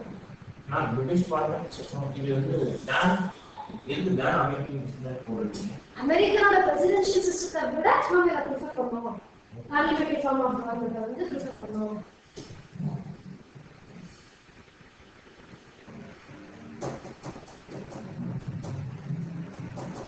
இந்த பார்லிமெண்டரி ஃபார்ம் ஆஃப் கவர்மெண்ட் பார்த்தீங்கன்னா எக்ஸிக்யூட்டிவ்ஸ் வந்து ரொம்ப ரெஸ்பான்சிபிள், எக்ஸிக்யூட்டிவ் வந்து லெஜிஸ்லேச்சர் இவங்க கூட எல்லாம் வந்து ரொம்ப ரெஸ்பான்சிபிளா இருக்காங்க. பிரசிடென்ஷியல் ஃபார்ம்ல அப்படி கிடையாது, அவங்க நினைச்சுதான். ரெண்டாவது வந்து காங்கிரஸ், இப்போ நம்ம பார்லிமெண்ட் இல்லையா, இதோட பேர் வந்து யுஎஸ்ல என்னன்னு பாத்தீங்கன்னா காங்கிரஸ். நம்ம பார்லிமெண்ட் சொல்றோம் இல்லையா, இதே வந்து யுஎஸ்ல காங்கிரஸ் சொல்லுவாங்க. பிரசிடென்ஷியல் ஃபார்ம் ஆஃப் கவர்மெண்ட்ல காங்கிரஸ் நினைச்சாங்கன்னா அமெரிக்காவோட பிரசிடென்ட் வந்து தூக்க முடியாது, பார்லிமெண்ட் நினைச்சாங்கன்னா பிரசிடென்ட் எல்லாம் தூக்க முடியாது. அந்த அளவுக்கு பவர் இருக்கு, அதனால பிரசிடென்ஷியல் ஃபார்ம் ஆஃப் கவர்மெண்ட். இந்த பார்லிமெண்டரி ஃபார்ம் ஆஃப் கவர்மெண்ட்ல அதுதான் டிக்டேட்டர்ஷிப் எல்லாம் கிடையாது. பவர்ஸ் வந்து ஈக்குவலா டிவைட் பண்ணிருக்கோம். லெஜிஸ்லேட்டர்ல அவங்களோட சட்டம் இது பார்த்துப்பாங்க. எக்ஸிக்யூட்டிவ்ஸ் வந்து அந்த போட்ட சட்டங்களை வந்து நடைமுறைப்படுத்துறவங்க தான் எக்ஸிக்யூட்டிவ்ஸ். இந்த வகையில வந்து அவங்க பார்ப்பாங்க. ஆனா பிரசிடென்ஷியல் ஃபார்ம் ஆஃப் கவர்மெண்ட் பாத்தீங்கன்னா இப்போ ஹெட் ஆஃப் த ஸ்டேட்டும் வந்து பிரசிடென்டா தான் இருப்பாரு, ஹெட் ஆஃப் த கவர்மெண்ட்டும் வந்து பிரசிடென்டா தான் இருப்பாரு. இப்போ இது நம்மளுக்கு அப்படி கிடையாது. ஹெட் ஆஃப் த ஸ்டேட் யாரு? Head of the government so president வந்து இங்க நாமினல் ஹெட். இங்க ஸ்டேட் அப்படிங்கிறது வந்து அரசு அப்படி சொல்றோம்.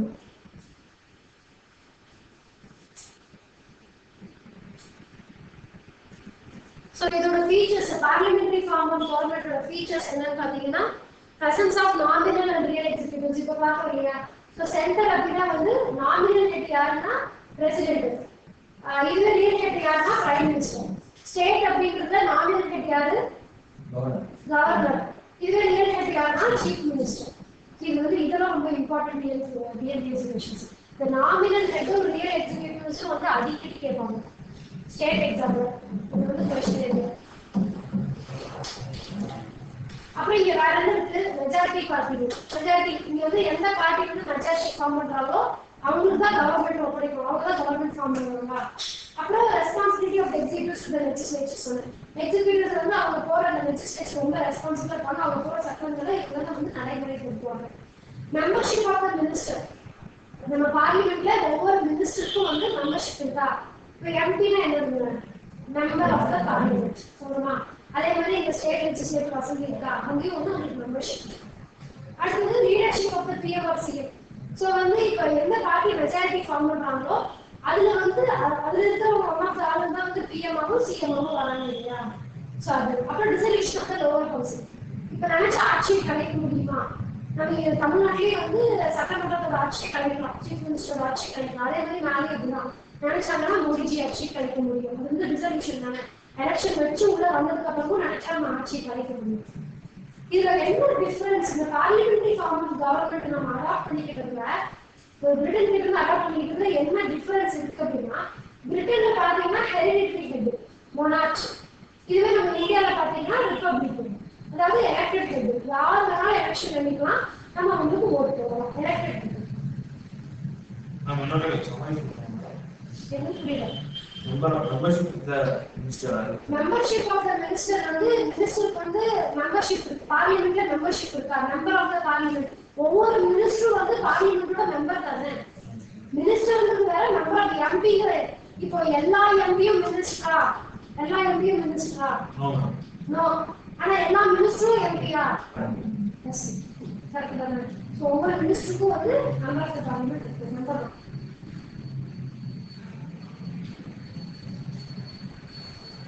Okay. So இதெல்லாம் வந்து சும்மா நேம் ஆஃப் த பார்லிமெண்ட் 1150 இருந்து நினைக்கிறேன் ஆல்ரெடி புக்ல. இஸ்ரேலுக்கு வந்து நேம் ஆஃப் த பார்லிமெண்ட் அங்க வந்து இஸ்ரேல்ல பார்லிமெண்டோட பேர் என்னன்னா நெஸ்ட்.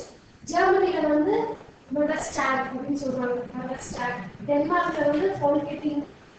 நார்வேல வந்து ஸ்டார்டிங். யுஎஸ்ஏல வந்து காங்கிரஸ். இதெல்லாம் மேட்ச்ல பண்ணுங்க. குரூப்ல கண்டிப்பா வரும். இதெல்லாம் வந்து இம்பார்ட்டன்ட் क्वेश्चन இருக்கு. மேட்ச்ல ஃபாலோயிங் கொடுத்து கண்டிப்பா கேட்பாங்க. முக்கியமா குரூப் क्वेश्चन. இஸ்ரேல்னா Knesset, Germany Bundestag, Denmark Folketing, நார்வேல ஸ்டார்டிங், யுஎஸ்ஏல காங்கிரஸ். லட்சுமி இருக்கா? லட்சுமி கத்து இருக்கா? இல்ல இதுதான் கேக்குது. இல்ல இது வந்து நம்ம சமைச்சு இருக்கு. 11th or 12th quality. ஓகேவா? ஆமா.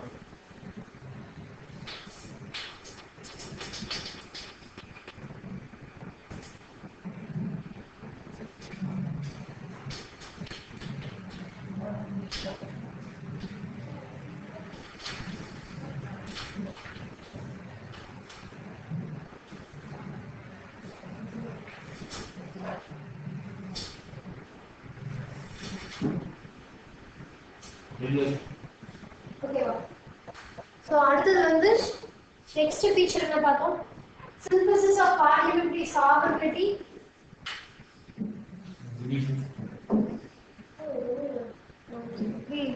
நமக்கும் போயிடுச்சு ஸ்கிரீன்.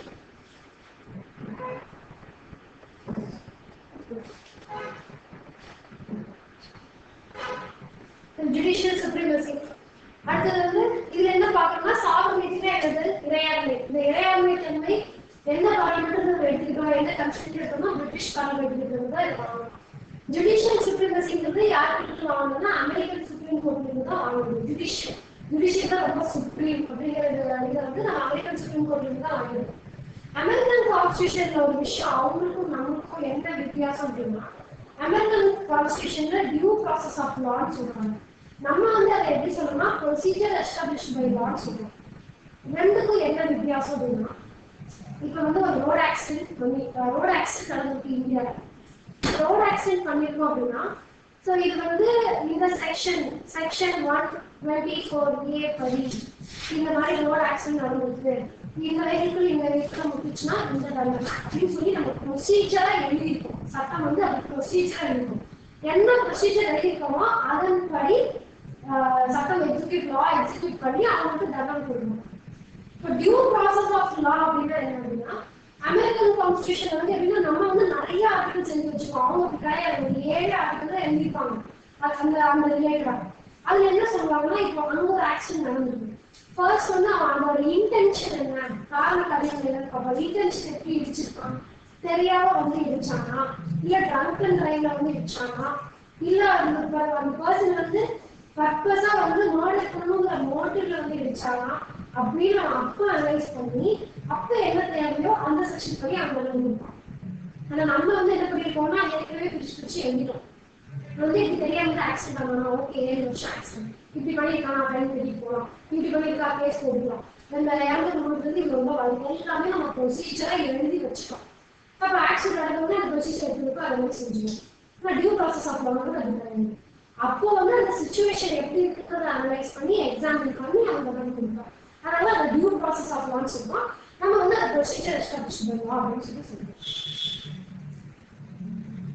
So Supreme Court அடுத்தது வந்து என்ன சொல்றாங்க, Supreme Court has power to declare parliamentary law as unconstitutional. So என்ன பார்த்தோம், பார்லிமெண்ட்டும் நினைச்சா கான்ஸ்டிடியூஷன் கிரியேட் பண்ணலாம். இப்ப லா பாஸ் பண்ணி அவங்க ஏதாவது வேணும்னா கிரியேட் பண்ணிக்கலாம் இருக்குங்க. இப்ப எவ்வளவு ஆர்டிகல்ஸ் வந்துருக்கு, அன்னைக்கு முடியும் போது 393 ஆர்டிகல்ஸ் இருந்துச்சு 1949ல. இன்னைக்கு எவ்வளவு வந்துருக்கு 493 ஆர்டிகல்ஸ். இத்தனை 100 ஆர்டிகல் எப்படி பண்ணிருக்காங்க, பார்லிமெண்ட் தானே எல்லாம் பேசி லா, ஒவ்வொரு கவர்மெண்ட்டும் வந்து லா கிரியேட் பண்ணி உள்ள கான்ஸ்டிடியூஷன் ஆக்ட் பண்ணிட்டே இருக்காங்களா. சுப்ரீம் கோர்ட் நினைச்சா என்ன பண்ணலாம், அந்த மாதிரி பார்லிமெண்ட் கிரியேட் பண்ற லாவை வந்து இது செல்லாது, இது வந்து அன்கான்ஸ்டிடியூஷனல் அப்படின்னு டெக்ளேர் பண்ண முடியும். அதுக்கு அவ்வளவு பவர் இருக்குன்னு சுப்ரீம் கோர்ட்டுக்கு அவ்வளவு பவர் இருக்கு. அதனால இந்த ஜுடிஷியல் சுப்ரீம் அவங்க பார்லிமெண்ட் கிரியேட் பண்ற லாவை அத்தனை அமைச்சர்கள் மினிஸ்டர்ஸ் உட்கார்ந்து இவ்வளவு நாளா பாஸ் பண்ணி ஒவ்வொரு பில்லும் எவ்வளவு நாள் பாஸ் ஆகும் உங்களுக்கு தெரியலையா.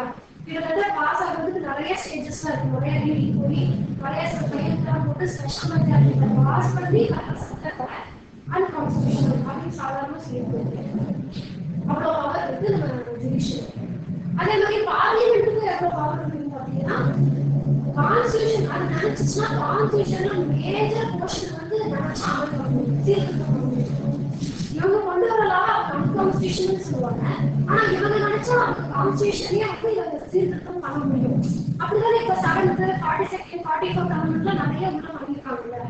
சோ அந்த அளவுக்கு இது வந்து சிந்தசிஸ், பார்லிமெண்ட்டுக்கும் சாவர்னிட்டி இருக்கு, ஜுடிஷியலுக்கும் சுப்ரீம் இருக்கு. அதுதான் சொல்றாங்க. இத பார்த்தா அவங்களோட அமெண்ட்மெண்ட் சொல்றாங்க. வந்து ஆந்திரால பார்லிமெண்ட் அமெண்ட்மெண்ட் பண்ணிருக்காங்க. அது வந்து நீங்க சொல்ல முடியும், தாராளமா சொல்ல முடியும். மாத்தி மாத்தி இப்படிதான் ஆக்சுவலி பாத்தீங்கன்னா பார்லிமெண்ட்க்கும் சுப்ரீம் கோர்ட்டுக்குமே நிறைய கேசஸ் வருது. மினர்வா மில்ஸ் கேஸ் அந்த பாரதி கேஸ் எல்லாம் இதெல்லாம் வந்து பார்லிமெண்ட்டுக்கும் சுப்ரீம் கோர்ட்டுக்குமே நிறைய கேசஸ் வரும். அதெல்லாம் இப்ப போய்கிட்டே தான் இருக்கு. அந்த அளவுக்கு நிறைய ஓட்டைகள் இருக்குன்னு சொல்றாங்கல்ல. மாத்தி மாத்தி இவங்க கொண்டு வருவாங்க, அவங்க அன்கான்ஸ்டிடியூஷனல் சொல்லுவாங்க. அப்புறம் இது எப்படி அன்கான்ஸ்டிடியூஷன், ஜுடிஷியல் ரிவ்யூ எனக்கு ஒரு பவர் கொடுத்துருக்கேன், ஜுடிஷியல் ரிவ்யூ நான் பண்ணுவேன். இவங்க என்ன பண்ணுவாங்க, சில விஷயம் அடுத்தது கொண்டு வருவாங்க, கொண்டு வந்து ஜுடிஷியல் ரிவ்யூ கீழே வராத மாதிரி நான் அதை கொண்டு வரேன் அப்படின்னு கொண்டு வருவாங்க. இது மாற்றி மாற்றி போய்கிட்டே தான் இருக்கும். ஸோ இது வந்து ரெண்டுமே முடியவே கிடையாது, சிந்தசிஸ் ஆஃப் போத்.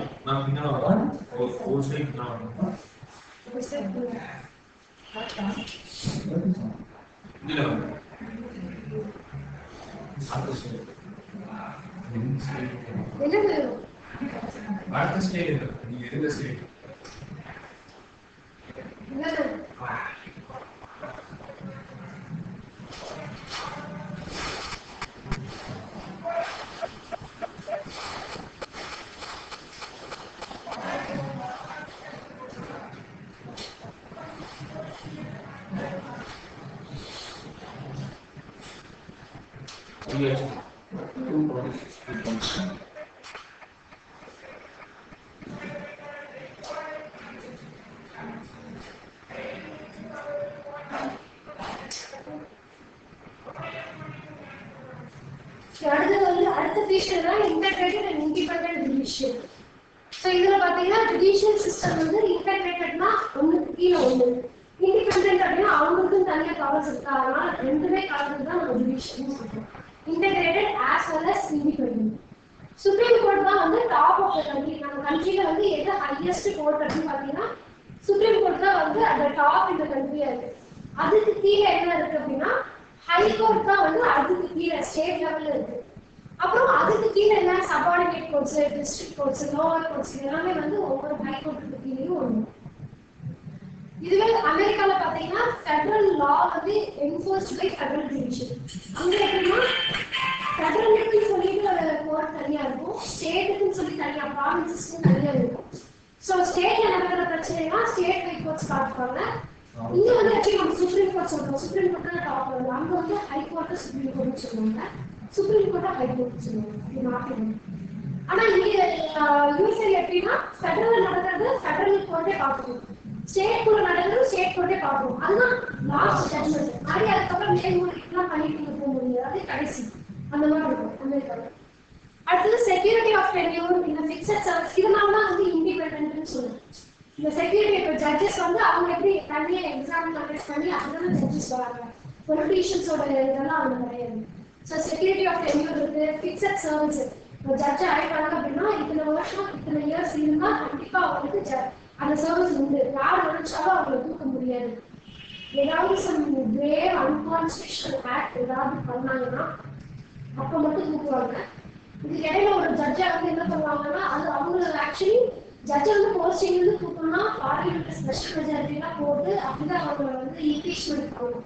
ஆனால் இது வரைக்கும் சோஃபார் எந்த ஜட்ஜையும் நம்ம இம்பீச்மெண்ட் பண்ணவே கிடையாது.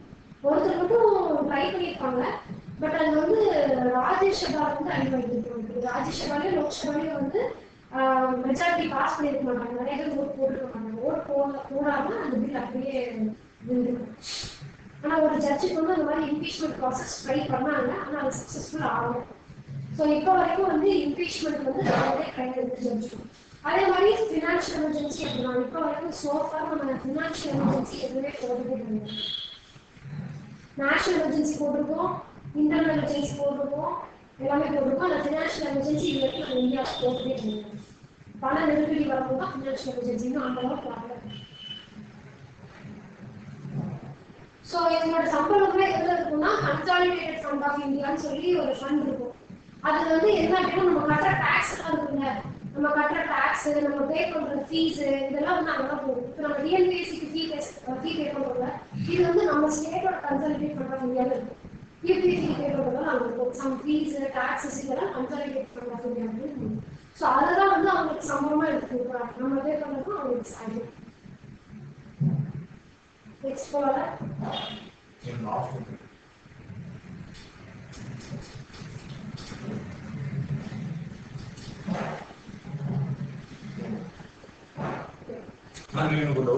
Financial emergency this quota என்னென்ன நடக்கும்? புரியல. நேஷனல் எமர்ஜென்சி கோட்டா ஒரு சில ப்ரோட்டோகால்ஸ் ஃபாலோ பண்ணுவாங்க. இன்டர்னல் கோட்டா ஒரு சில ப்ரோட்டோகால்ஸ் இருக்கு. ஃபினான்ஷியல்னா என்னென்ன பண்ணுவாங்க? ஃபினான்ஷியலா வந்து நம்ம மக்களுக்கு தான் கஷ்டம். ஃபினான்ஷியல் எமர்ஜென்சி போடுறாங்கன்னா என்ன பண்ணாலும் ப்ரோட்டோகால்ஸ் அவங்க வச்சுப்பாங்க, இது ஃபாலோ பண்ணணும். ஆமா, நம்ம நினைச்ச மாதிரி பணப்புழக்கம் இருக்காது, பயங்கர இன்ஃபிளேஷன் உருவாகும் கண்ட்ரியில. இந்த மாதிரி பிரச்சனைலாம் ஃபினான்ஷியல் எமர்ஜென்சி போடுவோம். நினைச்ச மாதிரி இது பண்ண முடியாது. ரெண்டாவது இப்போ சொல்லிட்டு இருக்காங்கல்ல, பேங்க்ல இவ்வளவு லட்சம் வச்சிருக்க முடியாது, எவ்வளவு லட்சம் உள்ள பணம் 3 லட்சமா கொடுக்கணும், 1 மட்டும் வந்துச்சு. திவாலாக டாக்ஸ் வந்து எவ்வளவு நீங்க டெபாசிட் பண்ணிருக்கணும், எவ்வளவு நீங்க டெபாசிட் பண்ணிருந்தாலும் இந்த மாதிரி பண்ணா ஃபினான்ஷியல் எமர்ஜென்சி இருக்கும். இப்போ வந்து நீங்க பேங்க்ல பணம் போட்டு வச்சிருக்கீங்க, நாட்டுக்கே ஃபினான்ஸ் பத்தல, நீங்க உங்க 15 லட்சம் வச்சிருக்கீங்கன்னு வச்சுக்கோங்க, இவ்வளவு நாள் கஷ்டப்பட்டு திடீர்னு வந்து உனக்கு உங்க சீஃப் மினிஸ்டர் சொல்றாரு, எடப்பாடி சொல்றாரு, தமிழ்நாட்டு ரொம்ப பிரச்சனை போயிட்டு இருக்கு, உங்க பணம் பிரச்சனை எடுத்துருக்கோம் அப்படின்னு சொன்னா உங்களுக்கு எப்படி இருக்கும்? இதெல்லாம் நடக்கும். ஆனா அது வந்து ரொம்ப ஃபர்ஸ்ட் கேஸ், அது நடக்காத. அதனால பண்ணா என்ன நடக்கும்? ரியாக்ட் சொன்னா பணத்தை எடுத்தாங்க என்ன பண்ணுவீங்க? கலவரம் பண்ணுவீங்க, சும்மா இருப்பீங்க, வெளியே போய் சண்டை போடாது இருப்பீங்க, போலீஸ் அடிப்பீங்க, எத்தனை பிரச்சனை வரும். அது வந்து நார்மல் விஷயம். இதெல்லாம் வந்து இன்டர்கிரேட்டட் சிஸ்டம் இப்படிதான் இருக்கு. இன்டர்கிரேட்டட் தான் இப்போ வந்து கீழே வந்து அதான் இன்டர்கிரேட்டட். ஸோ நெக்ஸ்ட் வந்து directive principles of state policy, டிபிஎஸ்பின்னு சொல்லுவாங்க. இது வந்து டாக்டர் பிஆர் அம்பேத்கர் வந்து என்ன சொல்றாருன்னா, இதை வந்து நோவல் ஃபீச்சர்ஸ் அப்படின்னு சொல்றாங்க.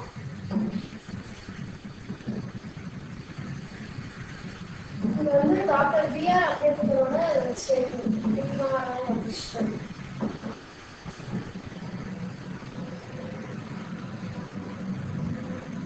Novel features of Indian constitution அப்படின்னு சொல்றாங்க. ஏன் இந்த நோவல் ஃபீச்சர்ஸ் அப்படின்னு சொல்றாங்கன்னா, டிபிஎஸ்பியில மட்டும்தான் 3 கேட்டகரியா நம்ம சொல்றோம்.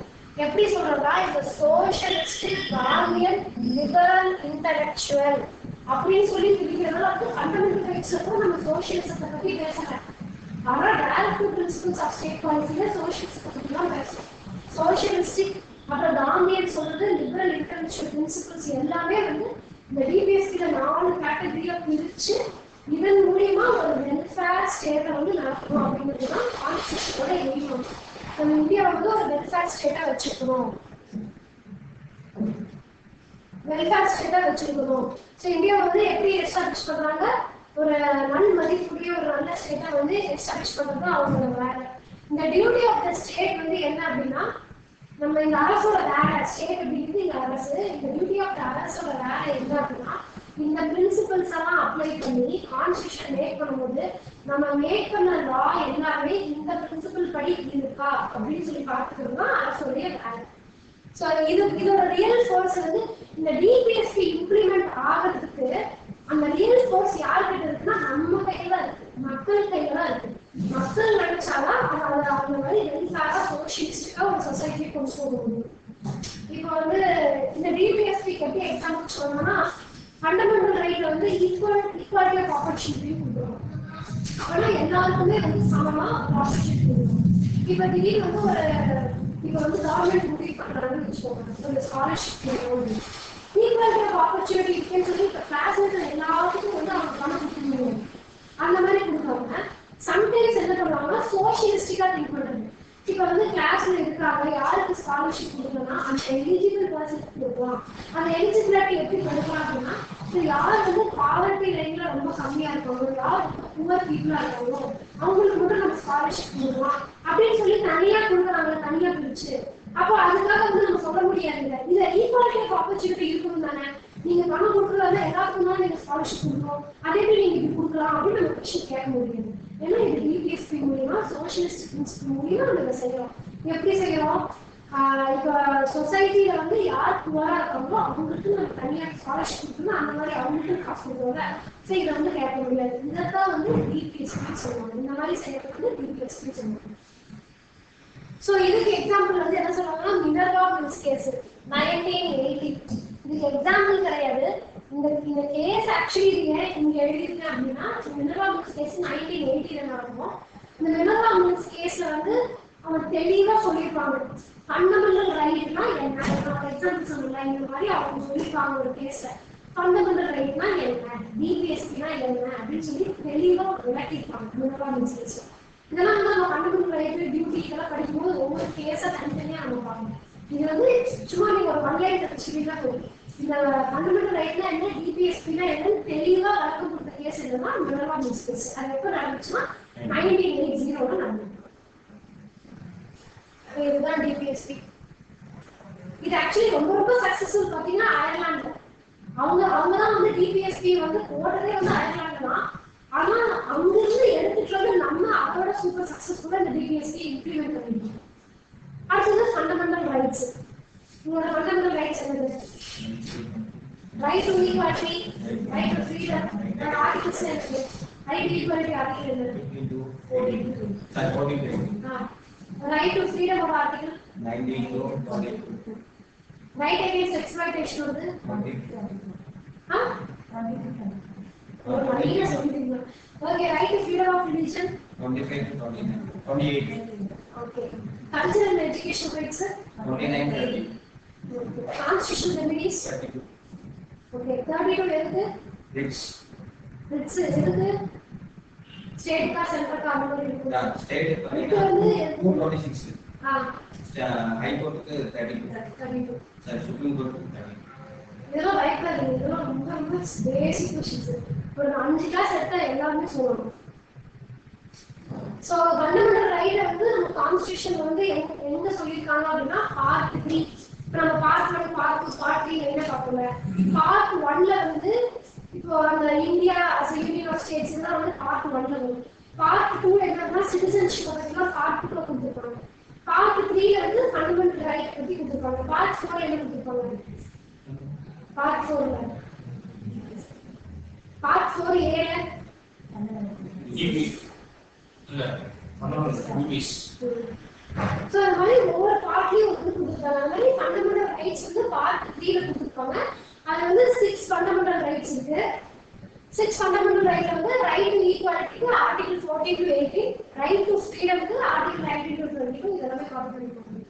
ரைட் அகைன்ஸ்ட் எக்ஸ்ப்ளாய்டேஷன்னா வந்து இந்த ஹியூமன் டிராஃபிக்கிங் இதெல்லாம் பண்றாங்கல்ல நடக்கிறது இந்த மாதிரி விஷயங்கள் வந்து ரைட் பண்ணுங்க. இதெல்லாம் ஃபண்டமெண்டல் ரைட்ஸ் படிக்கும்போது ஒவ்வொரு ஆர்டிகல்ல டீடைல்டா படிப்போம். ஆர்டிகல் 14 என்ன, ஈக்குவாலிட்டி ஆஃப் ஆப்பர்ச்சுனிட்டி. ஆர்டிகல் 15 என்ன, நான் சொன்ன டிஸ்கிரிமினேஷன். யாரையும் வந்து ரிலிஜன் ரேஸ் இதெல்லாம் வச்சு டிஸ்கிரிமினேட் பண்ணக்கூடாது. இப்போ டிஸ்கிரிமினேட் அப்படிங்கிறது நம்மளா உருவாக்கிக்கிறது, மேன்மேட். டிஃபரன்ஸ் அப்படிங்கிறது நேச்சுரல். நம்ம வந்து டிஸ்கிரிமினேட் பண்ணக்கூடாதுன்னு சொல்லிட்டு ஆர்டிகல் 16 என்னது பப்ளிக் எம்ப்ளாய்மெண்ட். எல்லாத்துக்குமே வந்து ஈக்குவல் ஆப்பர்ச்சுனிட்டி பப்ளிக் எம்ப்ளாய்மெண்ட்ல வேலை இருக்கு. எல்லாருமே கவர்மெண்ட் வேலை இருக்குது. ஆர்டிகல் 16. ஆர்டிகல் 17 என்னது abolition of untouchability. இந்த தீண்டாமை கொடுமை எல்லாம் இல்லைன்னு சொல்றது ஆர்டிகல் 18 ரைட்ஸ்.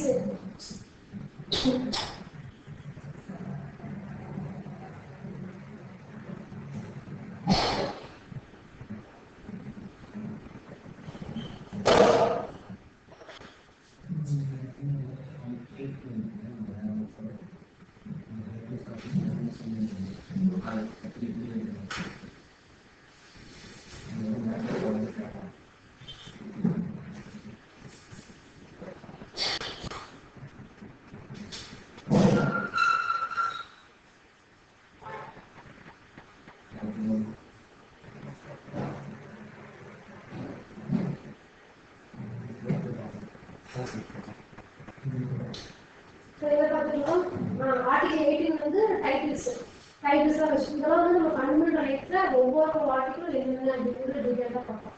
ஆர்டிகல் 20 என்னது? 20 என்னது?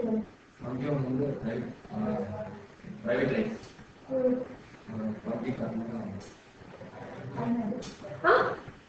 ஒன்று வந்து இந்த ஜியோ பார்ட்டின்னு சொல்லுவாங்க. ஜியோ பார்ட்டின்னு என்னன்னா ஒரு தப்பு நடந்துச்சுன்னா அந்த தப்பு ஒரு தடவை தான் நடக்கும். இப்போ நீங்க ஒரு கொலை பண்ணிட்டீங்கன்னா ஆல்ரெடி வந்து 10 வருஷம் தண்டனை 10 வருஷம் தண்டனை கொலை பண்ணிட்டே இருக்காங்க. 2018 தண்டனை கொடுத்து மறுபடியும் கொஞ்ச நாள் கழிச்சு மறுபடியும் இன்னொரு தடவை கொடுக்க முடியாது. ஒரு தப்புக்கு ஒரு தடவை தான் தண்டனை செஞ்சுருக்கீங்க. இது எல்லாமே நம்ம டீடைலா படிப்போம். சோ இந்த ரிட்ஸ் வந்து இப்போ ரைட் கான்ஸ்டிடியூஷன் ரெமிடிஸ் இருக்கு இல்லையா, இந்த கீழே இருக்கிறதெல்லாம் பார்த்தீங்கன்னா இந்த ரிட்ஸ் சொல்றாங்க. ஆர்டிகல் 32 க்கு கீழே பார்த்தீங்கன்னா 5 ரிட்ஸ் இருக்கு. ஹீவியஸ் கார்பஸ், மேண்டிபஸ், ப்ரோஹிபிஷன், சப்ஷனரி, காட் அண்ட் கோவாரண்ட். இந்த பாபநாசம் படம் பார்த்துருக்கீங்களா? பாபநாசம் film. அது வந்து இது ஒன் ஆஃப் த யூஸ் பண்ணுவாங்க. ஞாபகம் இருக்கா உங்களுக்கு? இது வந்து கீழே இருக்கிறது இதெல்லாமே இந்த கான்ஸ்டிடியூஷனல் ரெமெடி அப்படிங்கிறாங்க. இந்த கான்ஸ்டிடியூஷனல் ரெமெடி அப்படின்னா என்னன்னா, இந்த ஆர்டிகல்ஸ்லாம் இருக்கு இல்லையா, இந்த மேன் வந்து right to equality, right to freedom, right against exploitation, இந்த இதுல வந்து ஏதாவது ஒரு ஃபண்டமெண்டல் ரைட் வந்து உங்களுக்கு கிடைக்கல, வயலேட் ஆகுது, இதை மீறாங்க, வயலேஷன் நடக்குது அப்படின்னா இந்த ரைட் கான்ஸ்டிடியூஷனல் ரெமெடிஸ் ஆர்டிகல் 32 மூலியமா ஒரு நிமிஷம் நீங்க அமைதியா இருக்கணும். என்ன டவுட் இருக்கு? இந்த ரைட் கான்ஸ்டிடியூஷனல் ரெமெடி மூலியமா இந்த உங்களுக்கு இந்த வயலேட் ஆன ரைட்டை வந்து நீங்க திரும்ப பெற்றுக்கலாம். அதுதான் இந்த கான்ஸ்டிடியூஷனல் ரெமெடி சொல்றது. உங்களுக்கு எந்த ரைட் கிடைக்காம போச்சோ அந்த கேஸ் போட்டு பெற்றுக்கலாம். இப்ப டிபிஎஸ்பியும் ஃபண்டமெண்டல் ரிவ்யூ பாத்தீங்கன்னா நான் ஜஸ்டிசியபிள் இமேஜ்னு சொல்லுவாங்க. அதுக்கு ஒரு வார்த்தை. இதே ஃபண்டமெண்டல் ரைட் பாத்தீங்கன்னா ஜஸ்டிஷியபிள் இமேஜ்.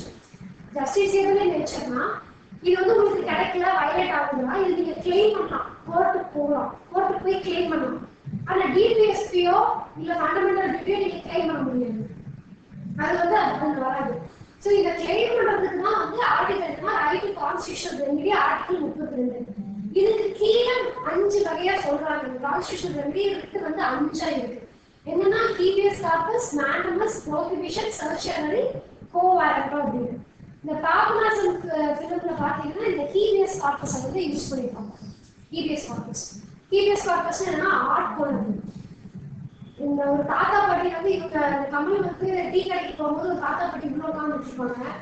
அப்போ வந்து இந்த டீ கடையில் இருக்கிறவங்க வந்து சொல்லுவோம், இவங்க வந்து இந்த இன்ஸ்பெக்டர் வந்து இவங்க உட்கார வச்சிருக்கான், பையன் வந்து அரெஸ்ட் பண்ணிட்டு வந்துருக்காங்க, ஆனா எதுவுமே சொல்ல மாட்டேங்கிறாங்க, பையனை பத்தி சொல்ல மாட்டேங்கிறாங்க, பாவம் வயசானவங்க வந்து காசு கேட்கறதுக்கு என்ன பண்றான் அப்படின்னு கம்ப்ளைண்ட் பண்ணுவோம்.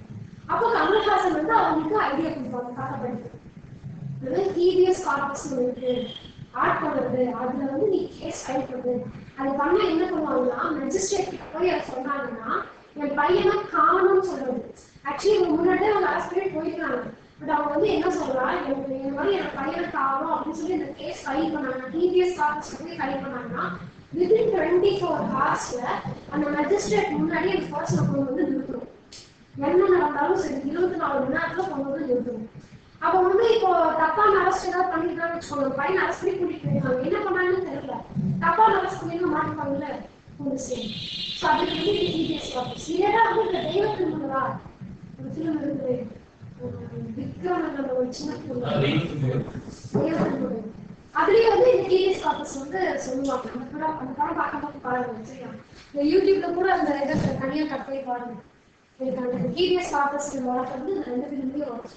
மேண்டமஸ் அப்படின்னா வந்து இப்ப யாராவது இதெல்லாம் நம்ம டீடைலா படிப்போம். இன்னைக்கு ஜஸ்ட் நீங்க ஒரு 1 லைன் படிச்சுட்டா போதும். இது எல்லாமே வந்து பேராகிராஃபா இருக்கு. இது எல்லாமே நம்ம டீடைலா படிப்போம். மேண்டமஸ்னா என்னன்னா இப்ப யாராவது ஒருத்தர் வேலை செய்யாம இருந்தாங்கன்னா அவங்க கரெக்டா செய்யுங்க அப்படின்னு சொல்ற பவர் வந்து மேண்டமஸ். ப்ரொஹிபிஷன் அப்படின்னா வந்து வேலையை தடுக்கிறது, ப்ரொஹிபிட் பண்றது. நீங்க வந்து இது வந்து உங்க வேலை கிடையாது, செய்யாதீங்க அப்படின்னு சொல்றது ப்ரொஹிபிட். சர்ச்சரி அப்படின்னா வந்து இதை வந்து நீங்க வந்து எப்படி பண்றீங்க அப்படின்னு தெரிஞ்சுக்கிறது.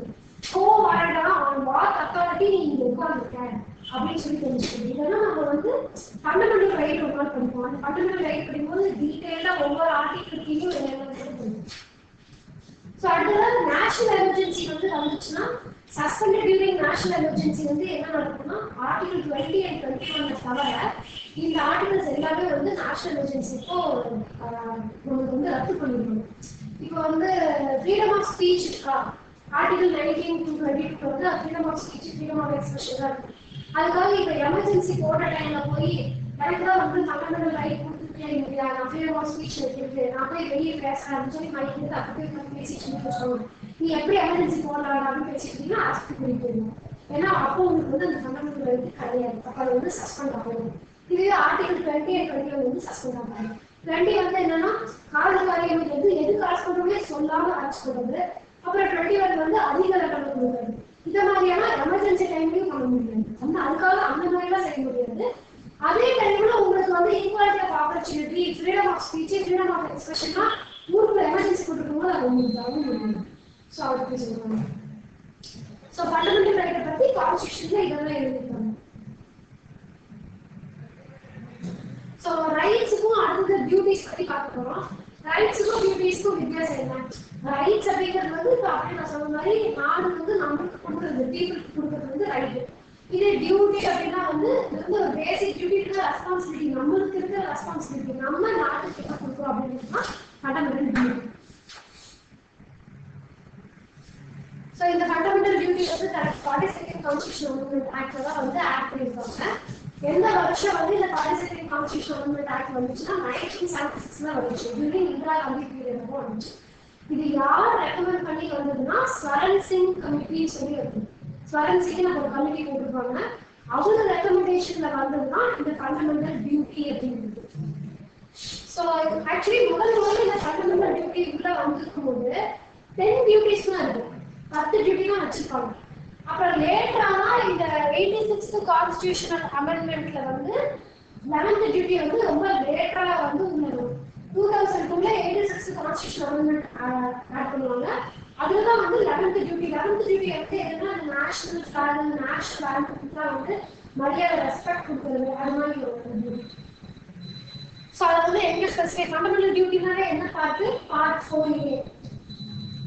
ஸோ பார்ட் 4Aல 11th ஃபண்டமெண்டல் டியூட்டி என்ன ஸ்பெசிஃபை பண்றாங்கன்னா respect constitution, national flag, national anthem, அப்புறம் ப்ரொடெக்ட் சாவர்னிட்டினா இறையாண்மை தன்மையை காப்பாற்றுறது, யூனிட்டி அண்ட் இன்டெகிரிட்டினா ஒற்றுமையா இருக்கிறது, நேர்மையா இருக்கிறது. இப்படிதான் இருக்கணுமா ஒரு சிட்டிசன் அப்படின்னா இதெல்லாம் நம்மளுடைய ஃபண்டமெண்டல் டியூட்டி ஆனது. 11th டியூட்டியில இதை ஆக்ட் பண்ணியிருப்பாங்க. ஆனா இது வந்து நான் ஜஸ்டிஸ் நேச்சர். இப்போ வந்து கொடியை யாராவது மதிக்கல, கொடியில நேஷனல் ஃபிளாக் பத்தி எரிச்சிருக்காங்க, எரிச்சிட்டோம் அப்படின்னா அது வந்து பயங்கரமா மீடியா பேஸ் பண்ணோம், பயங்கரமா எல்லாரும் பார்ப்பீங்க, எல்லாரும் எஜுகேஷன் புரியல. எஜுகேஷன் தான் ஃபண்டமெண்டல் டியூட்டிஸ். இது வந்து மொத்த ஃபண்டமெண்டல் டியூட்டி. என்ன சொல்றேன் 11th டியூட்டி இது சொல்லலாம். சரி 11th டியூட்டி வந்து 21A சொல்லி ஒரு எஜுகேஷன் ஆக்ட் பண்ணிருக்காங்க. அது கொஞ்சம் சொல்றேன். 21A இதுக்கு கீழே என்ன சொல்றாங்கன்னா 6 to 14 இயர்ஸ் குழந்தைங்களா இருக்காங்க இல்லையா, அந்த குழந்தைங்களுக்கு வந்து பேரண்ட்ஸ் எஜுகேஷன் கொடுக்கறது வந்து ரொம்ப ரொம்ப மஸ்ட்னு சொல்லுவாங்க. அதுதான் வந்து 11th டியூட்டி. இது வந்து மொத்தமா இது வந்து 11 ஃபண்டமெண்டல் டியூட்டிஸ் என்னது வந்து நேஷனல் ஃபிளாக், நேஷனல் ஆந்தம், அப்புறம் வந்து சாவர்னிட்டியை காப்பாற்றுறது, இதெல்லாமே வந்து மொத்தமா கொடுக்குற டியூட்டிஸ். இந்த ஃபண்டமெண்டல் டியூட்டி என்ன எக்ஸாம்பிள் இது 11th டியூட்டி வந்து ஆர்டிகல் 21A வந்து 86th கான்ஸ்டிடியூஷன் அமெண்ட்மெண்ட் ஆக்ட் மூலமா உங்களுக்கு இன்க்ளூட் பண்ணிருப்பாங்க. அது என்ன அப்படின்னா இந்த மாதிரி சில்ட்ரன்ஸ்க்கு வந்து அவங்களுக்கு எஜுகேஷன் கொடுக்கறது வந்து பேரண்ட்ஸோட ஒரு ஃபண்டமெண்டல் டியூட்டி அப்படின்னு சொல்லி ஆக்ட் பண்ணிருப்பாங்க.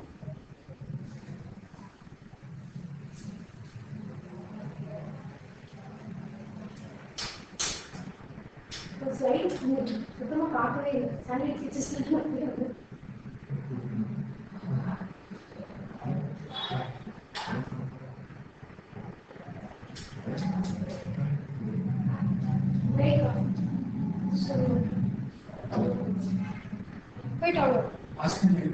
அதான் பாஸ் பண்றதுக்கு அந்த இது எங்க வருது கீழே செகண்ட் அந்த பக்கம் பக்கத்துல அந்த ஸ்கிரீன் சிம்பிள் இருக்கு பாருங்க. லாஸ்ட்ல இருந்து செகண்ட் லாஸ்ட் செகண்ட் பக்கத்துல அந்த கீழே மேல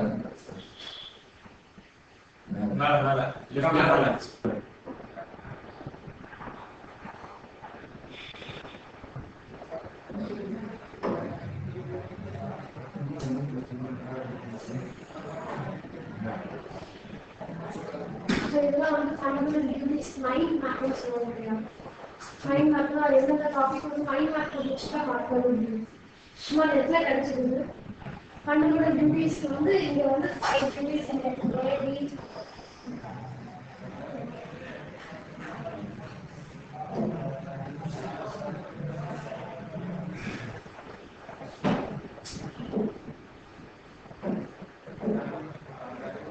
இங்க வந்து 5 டியூட்டிஸ் ABCDE கொடுத்திருக்காங்க இல்லையா, இங்க வந்து ஒரு 6 டியூட்டிஸ் கொடுத்திருக்காங்க.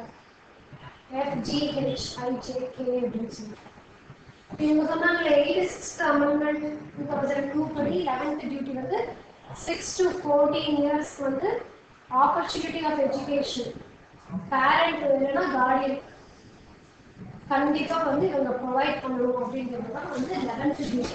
கடைசியாக வந்து ஃபண்டமெண்டல் டியூட்டியில ஆட் பண்ணுறாங்க. ஸோ இது எல்லாமே வந்து ஃபண்டமெண்டல் டியூட்டிஸ். நேச்சுரல் என்வாயன்மெண்ட்டை வந்து இம்ப்ரூவ் பண்ணுறது, forest, lakhs, reverse, wild life இது எல்லாமே வந்து நம்ம பாதுகாக்கணும்.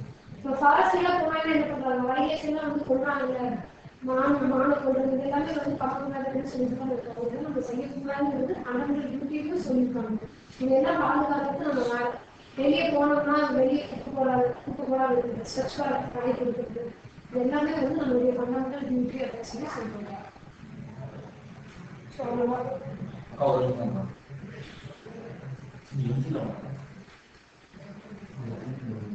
இது ஆக்சுவலி ஃபண்டமெண்டல் டியூட்டி நீங்க பார்க்கும்போது மறுபடியும் இதே ஸ்லைட் ஷோ பார்ப்பீங்க. தனித்தனியாக பார்ப்பீங்க. ஃபண்டமெண்டல் டியூட்டி படிக்கும்போது ஒரு என்னன்னு சொல்லுது, 10 டியூட்டி என்ன அப்படிங்கிறத நம்ம ப்ரீஃபாக பார்ப்போம்.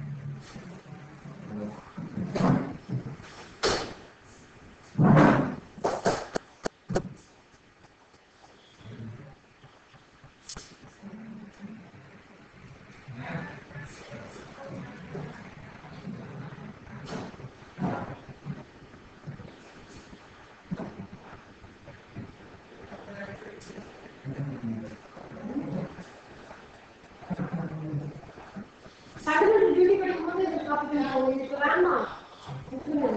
நம்ம டீடைல்டா ஃபண்டமெண்டல் டியூட்டின்னு தனியாக படிப்போம். அப்போ வந்து 10 டியூட்டிஸும் என்னன்னு பிரீஃபா பார்ப்போம். சொல்லும்போது கால் பண்ணி இதெல்லாம் வந்து அந்த 10 டியூட்டிஸ். 11வது டியூட்டி வந்து இவங்க சொன்னது 86 கான்ஸ்டிடியூஷன் வந்து எஜுகேஷன் ஆக்டிவிட்டி அது. அடுத்தது வந்து செக்யூலர் ஸ்டேட். செக்யூலர் ஸ்டேட் நம்ம அப்படியே இன்ட்ரடக்ஷன்லயே பார்க்கணும். தியோக்ராட்டிக் அப்படின்னா வந்து அஃபிஷியல் ரிலீஜன் இருக்கும். அந்த அரசுக்குன்னு சொல்லி ஒரு அஃபிஷியல் ரிலீஜன் இருக்கும். நம்ம இந்தியாவுக்கு ஏதாவது அஃபிஷியல் ரிலீஜன் இருக்கா கிடையாது. ஸோ நம்ம வந்து ஒரு secular state. So not uphold any particular religion as official religion. So secular வந்து இந்த வார்த்தை வந்து எப்படி ப்ரியாம்பிள் ஆட் பண்ணோம் அப்படின்னா, செக்யூலர் அப்படிங்கிற வார்த்தை வந்து 42nd Constitution Amendment Act போட்டு உள்ள வந்து ஆக்ட் பண்ணிருக்கோம். ஃபர்ஸ்ட் வந்து ப்ரியாம்பிள் வந்து எப்படி இருந்தது, சோஷியலிஸ்டிக் எப்படி இருந்துச்சு, சோஷியலிஸ்ட் செக்யூலர். அது வந்து இப்போ சாவரன், சோஷியலிஸ்ட், செக்யூலர், இண்டிபெண்டன்ட் அப்படிங்கிறது முதல்ல எப்படி இருந்துச்சு, சாவரன், இண்டிபெண்டன்ட், ரிபப்ளிக் அப்படின்னு தான் இருக்கும் ப்ரியாம்பிள். அதுக்கப்புறமா தான் ஒரு 2 வார்த்தை வந்து நம்ம ஆட் பண்ணிருக்கோம். 42nd Constitution Amendment போட்டு இந்தியாவை கொண்டு வரும்போது இந்த செக்யூலர் வார்த்தை வந்து அப்படிதான் வந்து முதல்ல வந்து கான்ஸ்டிடியூஷன்ல உள்ள ஆட் ஆச்சு. அதே மாதிரி சோஷியலிஸ்ட் அப்படிங்கிற வார்த்தை வந்து அப்பதான் முதல்ல உள்ள ஆட் ஆகுது. சரிங்களா? இந்த 42nd Constitution Amendmentல இந்த செக்யூலர் அப்படிங்கிற வேர்டை வந்து நம்ம கான்ஸ்டிடியூஷன்லயே ஆட் பண்றோம். கான்ஸ்டிடியூஷனோட அந்த ப்ரிஃபேஸ் ஆன ப்ரீஆம்பிள்ல வந்து ஆட் பண்றோம். சோ இது வந்து நம்ம செக்யூலர் ஸ்டேட் தான் அப்படின்னு சொல்றது என்னென்னலாம் ஆர்டிகல் வந்து செக்யூலர் ஸ்டேட் தான் அப்படின்னு கன்ஃபார்ம் பண்ணுது. இந்த ஆர்டிகல்ஸ் எல்லாமே கன்ஃபார்ம் பண்ணுறோம். ஆர்டிகல் 14 என்னது, ஈக்குவாலிட்டி ஆஃப் ஆப்பர்ச்சுனிட்டி, எல்லாத்துக்குமே ஈக்குவல் ஆப்பர்ச்சுனிட்டி கொடுக்கணும். இந்த ரிலிஜன்காரங்களுக்கு மட்டும் தான் இந்த ஆப்பர்ச்சுனிட்டி இருக்கு, இவங்களுக்கு மட்டும் தான் சொல்லி தனியாக எதுவுமே இல்லை. எல்லாத்துக்குமே வந்து நம்ம ஈக்குவலான ஆப்பர்ச்சுனிட்டி கொடுத்துருக்கோம். ஸோ அதன் மூலியமாக செக்யூலர் ஸ்டேட் கன்ஃபார்ம் பண்ணுறோம். ஆர்டிகல் 15 என்னது, டிஸ்கிரிமினேஷன். யாரையும் வந்து ரிலீஜன் பேஸ் வச்சு டிஸ்கிரிமினேட் பண்றாங்க. ஆர்டிகல் 16 என்னது, public employment. So public employment வந்து எல்லாத்துக்குமே இருக்கு, எல்லா ரிலீஜன் ஆளுங்களுக்கும் வந்து எம்ப்ளாய்மெண்ட் இருக்கு. ஆர்டிகல் 25 அப்படிங்கிறது ரிலீஜனை பத்தி அவங்க சொன்னாங்க. So right to freedom of religion வந்து 25ல இருந்து 28 வந்து ரிலீஜன் பத்தி தான் வருது. இப்போ இந்த ரிலீஜன் ஃபாலோ பண்றதுக்கு ஏதாவது தனியா டாக்ஸ் பே பண்றதோ, இல்ல அந்த ரிலீஜன் வந்து அவங்க பண்றது தனியா காசு கட்டுறது, டாக்ஸ் பே பண்றது, இல்ல ஏதாவது பர்மிஷன் வாங்குறது, அந்த மாதிரிலாம் ஒண்ணுமே கிடையாது. அவங்களுக்கு right to freedom of religion எந்த ஆர்டிகல் இருக்குன்னா ஆர்டிகல் 25ல இருந்து 28 வரைக்குமே இருக்கு. ஸோ இந்த 3 ஆர்டிகலுமே வந்து செக்யூலர் ஸ்டேட் பத்தி தான் சொல்லுது. அதே மாதிரி ஆர்டிகல் 33 அப்படிதான் கன்சிடர் மைனாரிட்டிஸ்ன்னு சொல்லுவாங்க. அதுல வந்து அவங்களுக்கு இன்ஸ்டிடியூஷன் வேணும், அந்த ரிலீஜியஸ். இப்போ முஸ்லீம்ஸ் இருக்காங்கன்னா அவங்களுக்கு தனியா இன்ஸ்டிடியூஷன் அவங்க தொடங்கிக்கிறாங்க, அவங்க சொல்லி கொடுக்குறது. ஸோ இந்த மாதிரி ஆர்டிகல்ஸ் வந்து செக்யூலர் ஸ்டேட் அப்படின்னு சொல்றது இந்த ஆர்டிகல்ஸ் வந்து வரும். ஆர்டிகல் 44 அப்படிங்கிறது வந்து uniform civil code. Uniform civil code எதுக்கு, சிவில் கோட்டா யூனிஃபார்ம் சிவில் கோட்னா வந்து இப்போ எல்லாத்துக்குமே வந்து ஒரே மாதிரியான சட்டம் யூனிஃபார்ம் தான் சமமா அப்படின்னு சொல்றாங்க. அது வந்து இது சமம் அப்படின்னு சொல்றது வந்து செக்யூலரான விஷயம். ஸோ இந்த ஆர்டிகல் 44 வந்து செக்யூலர் இந்தியா வந்து செக்யூலர் ஸ்டேட் அப்படிங்கிறதுக்கு எக்ஸாம்பிள் தான். ஸோ செக்யூலர் ஸ்டேட்னா எப்படி இருக்கணும்? இந்தியாவில் வந்து எல்லா ரிலீஜியன்ஸ்க்கும் வந்து ரெஸ்பெக்ட் இருக்கா? இங்க சிக்ஸ், பார்சிஸ், கிறிஸ்டியன்ஸ், ஹிந்துஸ் நிறைய டைவர்ஸ் ரிலீஜியன்ஸ் இருக்கு. எல்லாருமே வந்து எல்லா ரிலீஜியன்ஸ்க்கும் ரெஸ்பெக்ட் இருக்கு. அடுத்தது abolish reservation of seats in legislature and basis of religion. முதல்ல வந்து லெஜிஸ்லேச்சர்ல வந்து இந்த மாதிரி இந்த ரிலீஜன் காரணங்களுக்குன்னு சொல்லி சீட்ஸ் ஒதுக்கீடுலாம் இருந்துச்சு கம்யூனிட்டி வைஸ். அதெல்லாம் வந்து இப்போ டிலீட் பண்ணிட்டாங்க. அந்த மாதிரிலாம் கிடையாது. லெஜிஸ்லேச்சர் என்ன இருக்கு? சட்டமன்றம். தமிழோட சட்டமன்றம் இருக்குல்ல, தமிழ்நாடு செயலகம் என்ன சொல்லுவாங்க? சட்டமன்றம், தலைமை செயலகம். அதுல வந்து லெஜிஸ்லேச்சர் அங்க யார் இருப்பாங்க? எம்எல்ஏஸ் தான் இருப்பாங்க. எவ்வளவு எம்எல்ஏஸ் இருப்பாங்க? 234 தொகுதிகள் இருக்கு தமிழ்நாட்டுல. அது வந்து கான்ஸ்டிடுவன்சியா பிரிப்பாங்க. கான்ஸ்டிடுவன்சி அப்படிங்கிறது தொகுதி. எவ்வளவு கான்ஸ்டிடுவன்சி பிரிச்சிருக்காங்க தமிழ்நாட்டுல? எவ்வளவு கான்ஸ்டிடுவன்சி பிரிச்சிருக்காங்கன்னா 234 தொகுதியா பிரிச்சிருக்காங்க. அந்த 234 தொகுதிக்கு 234 எம்எல்ஏஸ் இருப்பாங்க. சோ நம்ம சட்டமன்றத்துல 234 எம்எல்ஏஸ் இருக்காங்கன்னா ஒவ்வொருத்தவங்களுக்கும் இடம் ஒதுக்கிட்டு இருக்கும். அதை வந்து ஜாதி வாரியா பிரிக்கிறத வந்து அபாலிஷ் பண்ணிட்டாங்க. இப்போ டெம்பரரியா எப்படி இருக்குன்னா எஸ்சி எஸ்டிக்கு நம்ம வச்சிருக்கோம். ஸ்கெடியூல்டு கேஸ்ட்டும் ஸ்கெடியூல்டு ட்ரைபும் இப்போ டெம்பரரியா நம்ம வச்சிருக்கோம். ஏன் அப்படின்னா அவங்கள வந்து ரொம்ப கீழ் ஜாதின்னு சொல்லிட்டு முன்னாடி இருந்தே வந்து அவங்கள ரொம்ப கீழே தள்ளிட்டோம் இல்லையா? அதனால அவங்க வளர்றதுக்காக தான் எஸ்சி அண்ட் எஸ்டிக்கு வந்து இன்னும் நிறைய நம்ம இந்த டிஎன்பிஎஸ்சியில ஆகட்டும், எக்ஸாம்ல ஆகட்டும், இல்ல ஏதாவது கல்வித்துறையில வேலைத்துறையில பாத்தீங்கன்னா எஸ்சி எஸ்டி கம்யூனிட்டி வைஸ்ல கொஞ்சம் ரிசர்வேஷன் கொடுத்து அவங்களை வந்து அவங்களுக்கு வெல்ஃபேர் கொடுக்கறதுக்காக, அவங்களோட கேஸ்ட் பீப்புளுக்கு வந்து கம்யூனிட்டி பீப்புளுக்கு வந்து எப்படியாவது மேல கொண்டு வரணுங்கிறதுக்காக ரிசர்வேஷன் அவங்களுக்கு மட்டும் இப்போ டெம்பரரியா வச்சிருப்பாங்க. பெர்மனன்ட்னு சொல்லல. ஆமா, எல்லாருக்கும் இப்ப இருக்குல்ல எஸ்சி எஸ்டி, டிஎன்பிஎஸ்சிக்குள்ளேயும் இருக்குல்ல. ஸோ மார்க் கிளியர் பண்ணிருந்தாங்கன்னா இப்போ எஸ்சி எஸ்டினா அவங்களுக்கும் கட் ஆஃப் கம்மியா இருக்குல்ல. இப்போ பிசிஆர்னா கட் ஆஃப் எவ்வளோ சொல்லியிருக்காங்க? 120 to 125 சொல்லியிருந்தாங்க இல்லையா? இப்போ வந்து எஸ்சி எஸ்டிக்கு எவ்வளோ கட் ஆஃப்? 95. 95. எஸ்டிக்கு 95. ஸோ கடைசியாக 95 மார்க் அவங்க குரூப்ல வாங்கியிருந்தாங்கன்னா அவங்க பாஸ். 95 மார்க் வாங்கியிருந்தாங்கன்னா அவங்க பாஸ். ஸோ அந்த மாதிரி ரிசர்வேஷன்லாம் இருக்கலாம். வந்து இப்போ டெம்பரரியா இருக்கு கான்ஸ்டியூஷன்ல, பெர்மனன்ட்னு சொல்லலாம். அதுக்கப்புறமா என்ன பண்ணுவாங்கன்னா 10 வருஷத்துக்கு ஒரு தடவை ரினியூவல் பண்ணிட்டே இருப்பாங்க. இப்போ வரைக்கும் அப்படி வச்சிருக்காங்க. ஸோ அடுத்தது universal adult franchises. Universal adult ஃப்ரான்ச்சைஸ்னா இப்போ லோக்சபாவுக்கு வந்து நம்ம ஓட் பண்றோமா? லோக்சபா தேர்தல் வந்துச்சு. எப்போ தேர்தல் வந்துச்சு? லோக்சபா தேர்தல் கடைசியா 2000. இப்போ என்ன தேர்தல் வரும்போது? ஸோ இந்த தேர்தல் ஸ்டேட் லெஜிஸ்லேட்டிவ் அசம்பிளிஸ்க்கு லோக்சபாக்கு எல்லாத்துக்குமே வந்து நம்ம எலெக்ஷன் பண்றோம். இதெல்லாம் வந்து யூனிவர்சல் அடல்ட் ஃப்ரான்ச்சைஸ் கொடுத்ததுனால நம்மளுக்கு அவங்களுக்குலாம் ஓட்டு உரிமை. லோக்சபானா யார் நம்ம தேர்ந்தெடுக்கிறோம்? MP. Member of the parliament. Member of the parliament நம்ம தேர்ந்தெடுக்கிறோம்.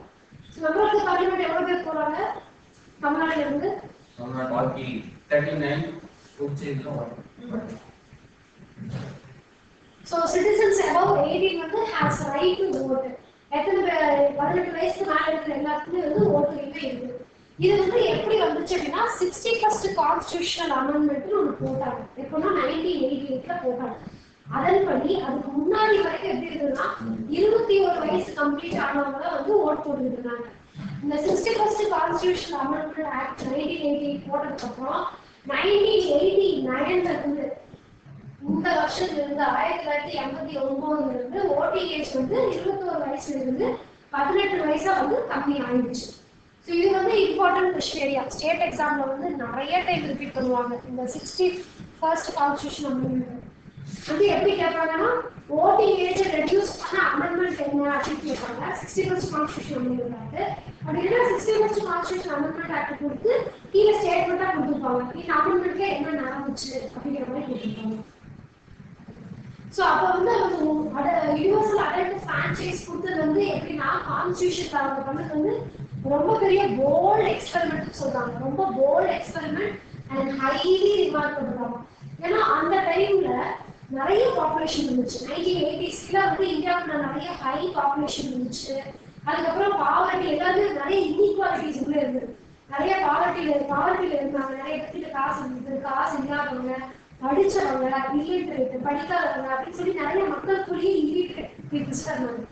அப்போ வந்து இவங்க இந்த யூனிவர்சல் அடல்ட் ஃபிரான்ச்சைஸ் கொடுத்தது வந்து எப்படின்னா அந்த மக்களுக்கே வந்து தன்னம்பிக்கை வந்துச்சாங்க. நம்மளுக்கு வந்து ஒரு உரிமை கிடைச்சிருக்கு, இந்தியாவுடைய அந்த ஹெட்டை வந்து யாரும் தேர்ந்தெடுக்கிற உரிமை கிடைச்சிருக்கு. அதை வந்து ரொம்ப ஒரு ப்ரெஸ்டீஜியஸா அவங்க பார்க்கலாம். மக்கள் வந்து ஓகே இது வந்து நம்மளுக்கு கிடைச்ச பெரிய விஷயம் அப்படின்னு சொல்லி ரொம்ப ப்ரெஸ்டீஜியஸா செல்ஃப் மோட்டிவேட்டிங்கா இருந்துச்சு அந்த யூனிவர்சல் அடல்ட் ஃபிரான்ச்சைஸ் கொடுத்தது. So that enhanced self-respect and prestige of common people. So அடுத்தது வந்து சிங்கிள் சிட்டிசன்ஷிப். நம்ம இந்தியாவில் ஃபாலோ பண்ணுறது என்னது? Single citizenship. இப்போ Indian constitution is federal and dual polity. அப்படி இதுக்கு வந்து என்ன கொடுத்துருக்காங்கன்னா single citizenship. Indian constitution is ஃபெடரல்னா கூட்டாட்சி. நம்ம கான்ஸ்டியூஷன் என்னது? கூட்டாட்சி இருக்கு. டியூவல் பாலிட்டி அப்படின்னு என்னது? மேலேயும் ஒன்று இருக்கு, கீழேயும் ஒன்று இருக்கா, அது டியூவல் பாலிட்டி அப்படின்னு சொல்றோம். So USA வந்து citizens of USA இருக்கும், வந்து and also for a particular state. இப்போ கலிஃபோர்னியா, டெக்சாஸ், டாலஸ் அவங்களுக்கு என்ன சொல்றாங்க, அவங்க அங்க இருக்கிறவங்களுக்கெல்லாம் தனியா ஒரு சிட்டிசன்ஷிப் இருக்கும். அது போக அவங்க யூஎஸ் சிட்டிசன்ஷிப் தனியாக வாங்கணும். ஸோ அவங்களுக்கு அதே மாதிரி சிங்கிள் சிட்டிசன்ஷிப் அவங்களுக்கு எப்படி பொலிட்டிக்கல் ரைட்ஸ், சிவில் ரைட்ஸ் எல்லாமே வந்து சேம் தானா, எல்லா சிட்டிசன்ஷிப்பும் வந்து ஈக்குவலா இருக்கு. அப்புறம் நம்மளுக்கு டிஸ்கிரிமினேஷன் கிடையாது அப்படின்னு சொல்றாங்க. ஆனா அங்க வந்து அப்பப்போ டிஸ்கிரிமினேஷன் நடந்துட்டு தான் இருக்கு. இத்தனை இருந்தும் நம்ம என்னெல்லாம் பண்றோம், சிங்கிள் சிட்டிசன்ஷிப் கொடுத்தோம், எல்லாரும் ஒரே மாதிரி அப்படின்னு சொல்லி சிங்கிள் சிட்டிசன்ஷிப் கொடுத்தோம். நிறைய கம்யூனல் ரைட்ஸ் எல்லாம் நடக்குது. கேஸ்ட் லாஸ், ஜாதி சண்டைகள், கம்யூனல் ரைட்ஸ், அப்புறம் இந்த லிங்குவிஸ்டிக் கிளாஷஸ்னா கர்நாடகா, தமிழ்நாடு அடிச்சுட்டோம், எதுக்கு அடிச்சிட்டோம், தண்ணிக்கு அடிச்சிடும், லிங்குவிஸ்டிக் கிளாஷஸ்னா தமிழ்நாடு தமிழ் பேசுறேன் அப்படின்னு சொல்லி மெயினா மொழி வாரியாகவும் வந்து நம்மளுக்கு நிறைய சண்டைகள்லாம் போயிட்டு இருக்குல்ல. ஸோ சிங்கிள் சிட்டிசன் இப்போ யாருக்கும் வந்து இந்தியா அப்படிங்கிற ஃபீலிங்லாம் கிடையாது. இந்தியன் அப்படிங்கிற ஃபீலிங் இருக்கணும்னா சிங்கிள் சிட்டிசன்ஷிப்பே பார்த்து வச்சாங்க. பட் இருந்தாலும் உள்ளுக்குள்ள நிறைய லிங்குவிஸ்டிக் கிளாஷஸ், வேற கம்யூனிட்டி சேர்ந்தவங்க, நீங்க தமிழ் பேசுறது இங்கே வந்து நம்ம என்ன பட்டப்பேரா சொல்றோம், நாட்டிலேயே சொல்லி வந்தாங்கன்னா வழக்கம்னு சொல்றோம் இல்லையா, அதெல்லாம் வந்து இன்னும் செஞ்சுட்டு தான் இருக்கும்.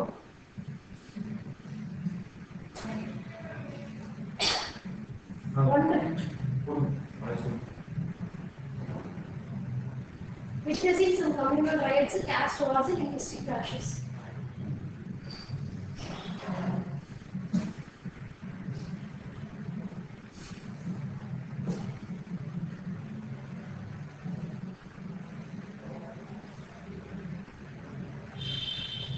So independent bodies பார்த்தோம் இல்லையா, நம்ம கான்ஸ்டிடியூஷன் வந்து எப்படி பெருசா இருக்குது, வெறும் சட்டம் மட்டும் போடாம அட்மினிஸ்ட்ரேட்டிவ் டீடைல்ஸ் முதற்கொண்டு எப்படி நிர்வாகம் பண்ணணும், நம்ம இந்தியா எப்படி நிர்வாகம் பண்ணணும், எல்லா இன்ஸ்ட்ரக்ஷனையும் கான்ஸ்டிடியூஷன்லயே வச்சுட்டாங்க.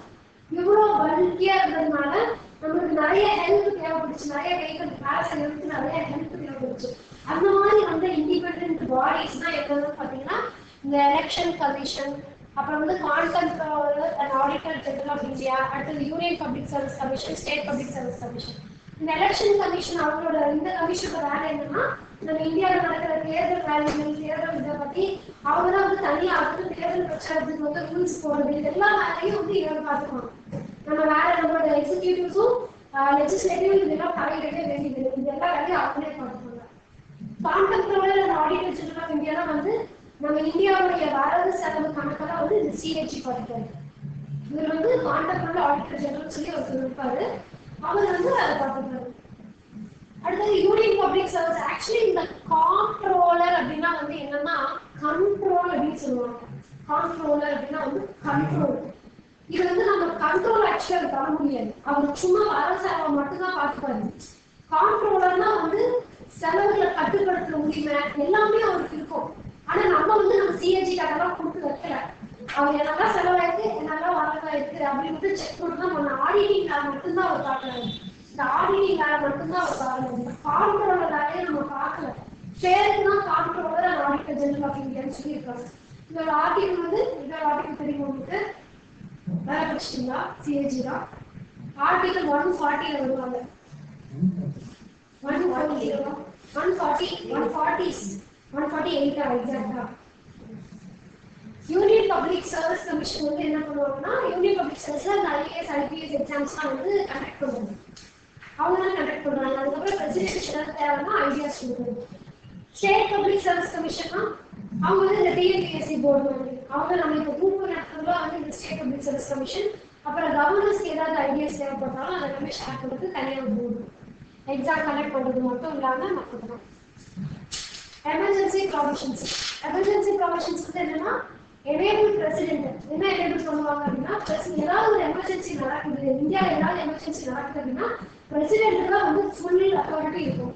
அவங்க தான் வந்து அந்த எமர்ஜென்சியில வந்து ஃபுல்லா எஃபெக்டிவா பார்க்கணும். அப்போ அவங்களுக்கு என்னென்ன உரிமை இருக்குன்னா நேஷனல் எமர்ஜென்சி, ஸ்டேட் எமர்ஜென்சினா இன்டர்னல் எமர்ஜென்சின்னு சொல்லுவாங்க.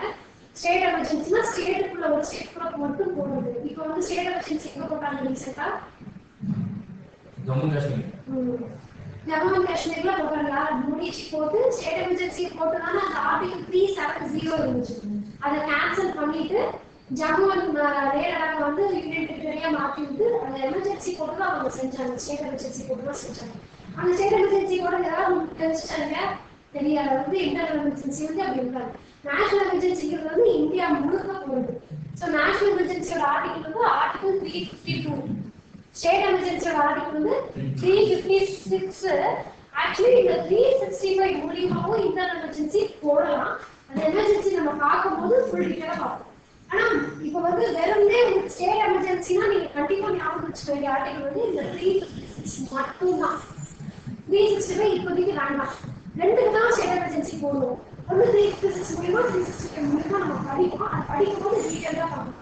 இப்போ நீங்க ஞாபகம் வச்சுக்க வேண்டியது நேஷனல் எமர்ஜென்சினா 352, ஸ்டேட் எமர்ஜென்சினா 356, ஃபினான்ஷியல் எமர்ஜென்சினா 360.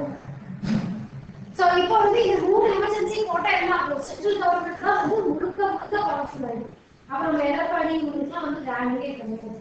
முழுக்க மோடிஜி தான் வந்து அவங்க ஃபுல்லாக பண்ணியிருப்பாங்க எமர்ஜென்சி தான். பிரசிடென்ட் ஆக்சுவலி போடுறது வந்து பிரசிடென்ட் தான். என்ன நடக்கும்? பிரைம் மினிஸ்டர் தான் சொல்றதுக்காக செய்வாங்க. பிரசிடென்ட் அப்படிங்கிறது நாமினல் ஹெட் தானே. பிரைம் மினிஸ்டர் சொல்ற இப்போ மோடிஜி நினைச்சுதானே ஜம்மு அண்ட் லடாக் யூனியன் டெரிட்டரியா மாத்திரத்தை யார் பிளான் பண்ணுது? மோடி பிளான் பண்ணி தான் அதை பண்ணியிருக்காங்க. ஆனா எமர்ஜென்சி போடுறது வந்து பிரசிடென்ட்.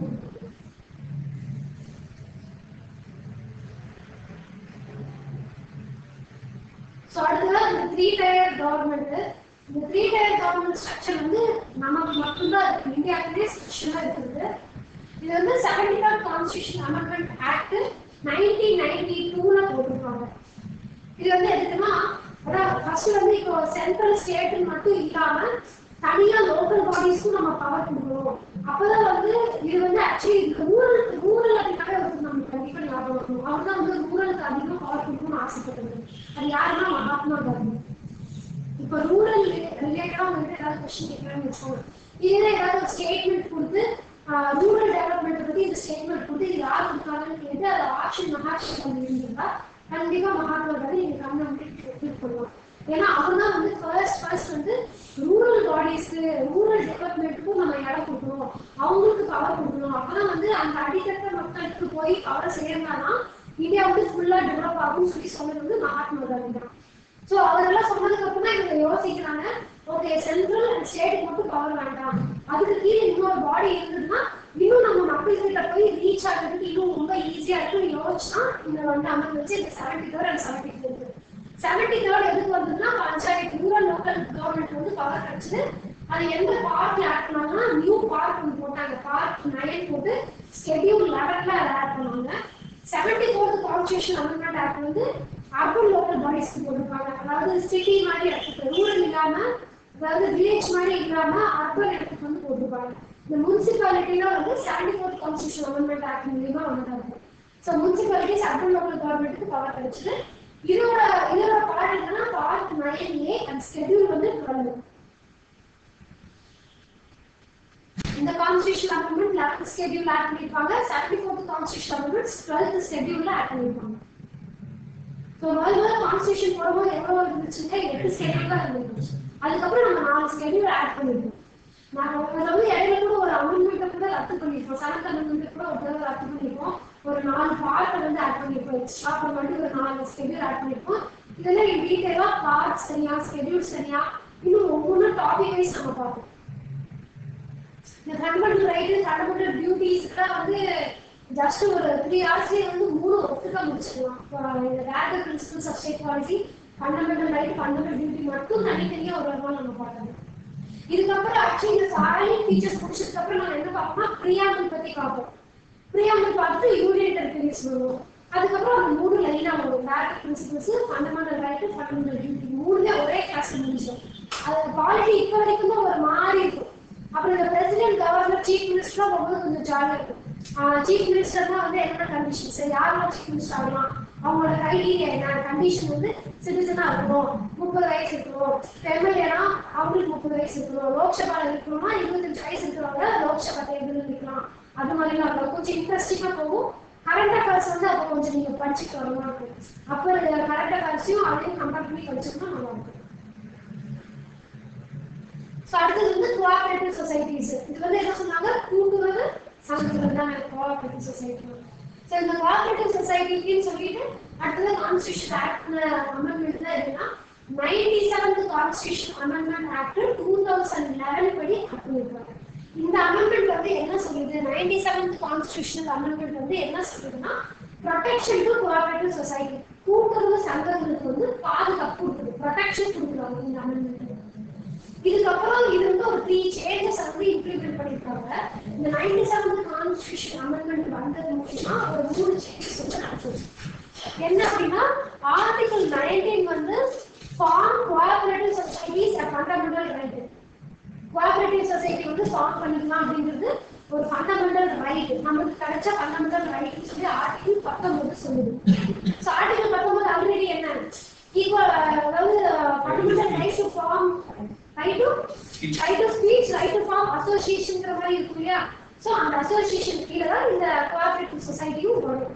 ஆர்டிகல் 19 மூலமா கோஆபரேட்டிவ் சொசைட்டி வச்சுக்கிறது நம்மளுடைய ஃபண்டமெண்டல் ரைட் அப்படின்னு சொல்றது ஆர்டிகல் 19. ஆர்டிகல் 43B என்ன சொல்லுது அப்படின்னா, நான் வந்து இந்த directive principles of state policy மூலமா இந்த கோஆபரேட்டிவ் சொசைட்டியை ப்ரொமோட் பண்ணலாம் அப்படின்னு சொல்ற ஆர்டிகல் வந்து article 43B. So directive DPSP மூலியமா நான் கோஆபரேட்டிவ் சொசைட்டியை ப்ரொமோட் பண்ணிக்கலாம் அப்படின்னு சொல்ற ஆர்டிகல் 43B. அதுக்கப்புறம் கோஆபரேட்டிவ் சொசைட்டிஸ் பத்தி மொத்தமா தெளிவா இவ்வளோ இந்த ஆர்டிகல்ஸ்ல கொடுத்துருப்பாங்க இந்த நம்பர்ஸ்ல. ஆர்டிகல் 243ZH இருந்து 243ZT வரைக்கும் கோஆபரேட்டிவ்ஸ்க்கு ஒரு ஆர்டிகலா நம்ம உட்காந்து ப்ரொசீஜர் எஸ்டாப்ளிஷ் பண்ணிருக்கோம். ஆனா என்னது ப்ரொசீஜர் எஸ்டாப்ளிஷ் பண்ணாதானே ஒவ்வொரு ப்ரொசீஜரா போட்டுருக்கோம். ஒவ்வொரு ஆர்டிகல் எழுதி என்னென்ன அந்த ஆர்டிகல் ரிலேட்டடா கோஆபரேட்டிவ் சொசைட்டி ரிலேட்டடா அங்கெல்லாம் நம்ம என்னென்ன பண்ண முடியும், இந்த ஆர்டிகல் மூலியமா அந்த சொசைட்டிக்குள்ள என்னெல்லாம் பண்ணலாம்னு தெளிவா பிரிச்சு எழுதிருக்கோம். ஆர்டிகல் 243ZH இருந்து 243ZT. இப்ப கோஆபரேட்டிவ் சொசைட்டியோட ஆர்டிகல்ஸ் என்ன அப்படின்னா இந்த 3 நீங்க ஞாபகம் வச்சுக்கணும். Article 19, article 43B, articles 243ZH இருந்து 243ZT வரைக்கும். கோஆபரேட்டிவ் வந்து 19ல 1C. Cooperative 19ல 1C, subdivision 1C.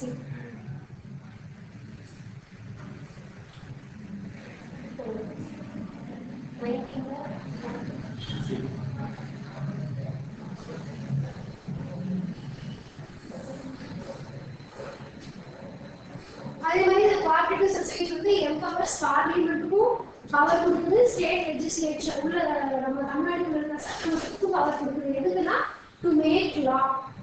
கூட்டுறவு சங்கத்தை பொறுத்த வரைக்கும் நீங்க வந்து லா மேக் பண்ணிக்கலாம்னு சொல்லி உரிமை கொடுக்குது. பார்லிமெண்ட்டுக்கு கொடுக்குறது, ஸ்டேட் லெஜிஸ்லேச்சர் நினைச்சாலும் அது கூட பண்ண முடியும்.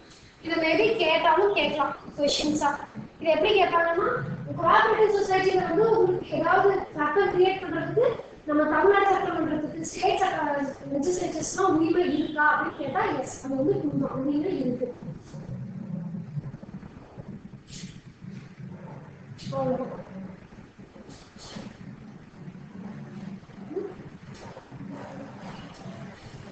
So last வந்து criticism of the constitution. Criticism வந்து the constitution மாதிரி நம்ம making of the constitution நிறைய criticism பார்ப்போம். இது வந்து உங்களுக்கு தெரிஞ்சதுதான். கான்ஸ்டிடியூஷன் வந்து நம்ம என்ன பண்ணிருக்கோம், நம்மளா உட்காந்து எழுதல, நிறைய கண்ட்ரிஸ் போய் டிராவல் பண்ணி பாரோ பண்ணி தான் எழுதுவோம். ஆனால் இது பாரோ கான்ஸ்டிடியூஷன் ஒரு ப்ரிசிஷன் சொல்லுவாங்க. அப்புறம் கார்பன் காப்பி ஆஃப் த 1935 ஆக்ட்னு சொல்லுவாங்க. 1935 ஆக்ட் என்பது கவர்மெண்ட் ஆஃப் இந்தியா ஆக்ட். நம்ம அதுல இருந்து என்னெல்லாம் எடுத்தோம், ஃபெடரல் ஸ்கீம், நிறைய வந்து ஜுடிஷியல் சுப்ரீமசி, எல்லாமே வந்து நம்ம அதுல இருந்து தான் எடுத்துக்கிறோம். கவர்மெண்ட் ஆஃப் இந்தியா 1935 இருந்து எடுத்ததுனால கார்பன் காப்பி அப்படின்னு சொல்லுவாங்க. அப்புறம் இது வந்து ஆன்டி இந்தியன்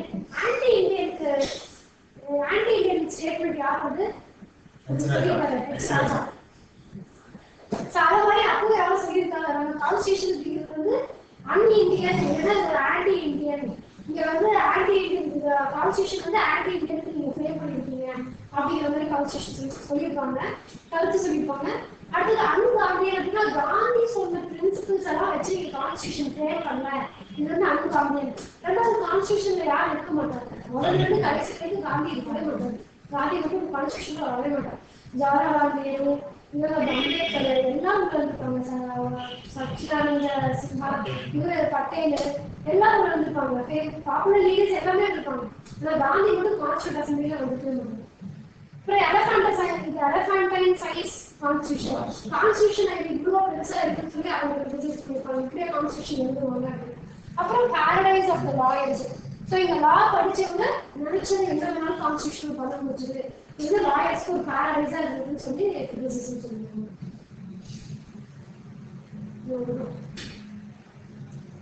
டெஸ்ட் हम बीवे से बोलना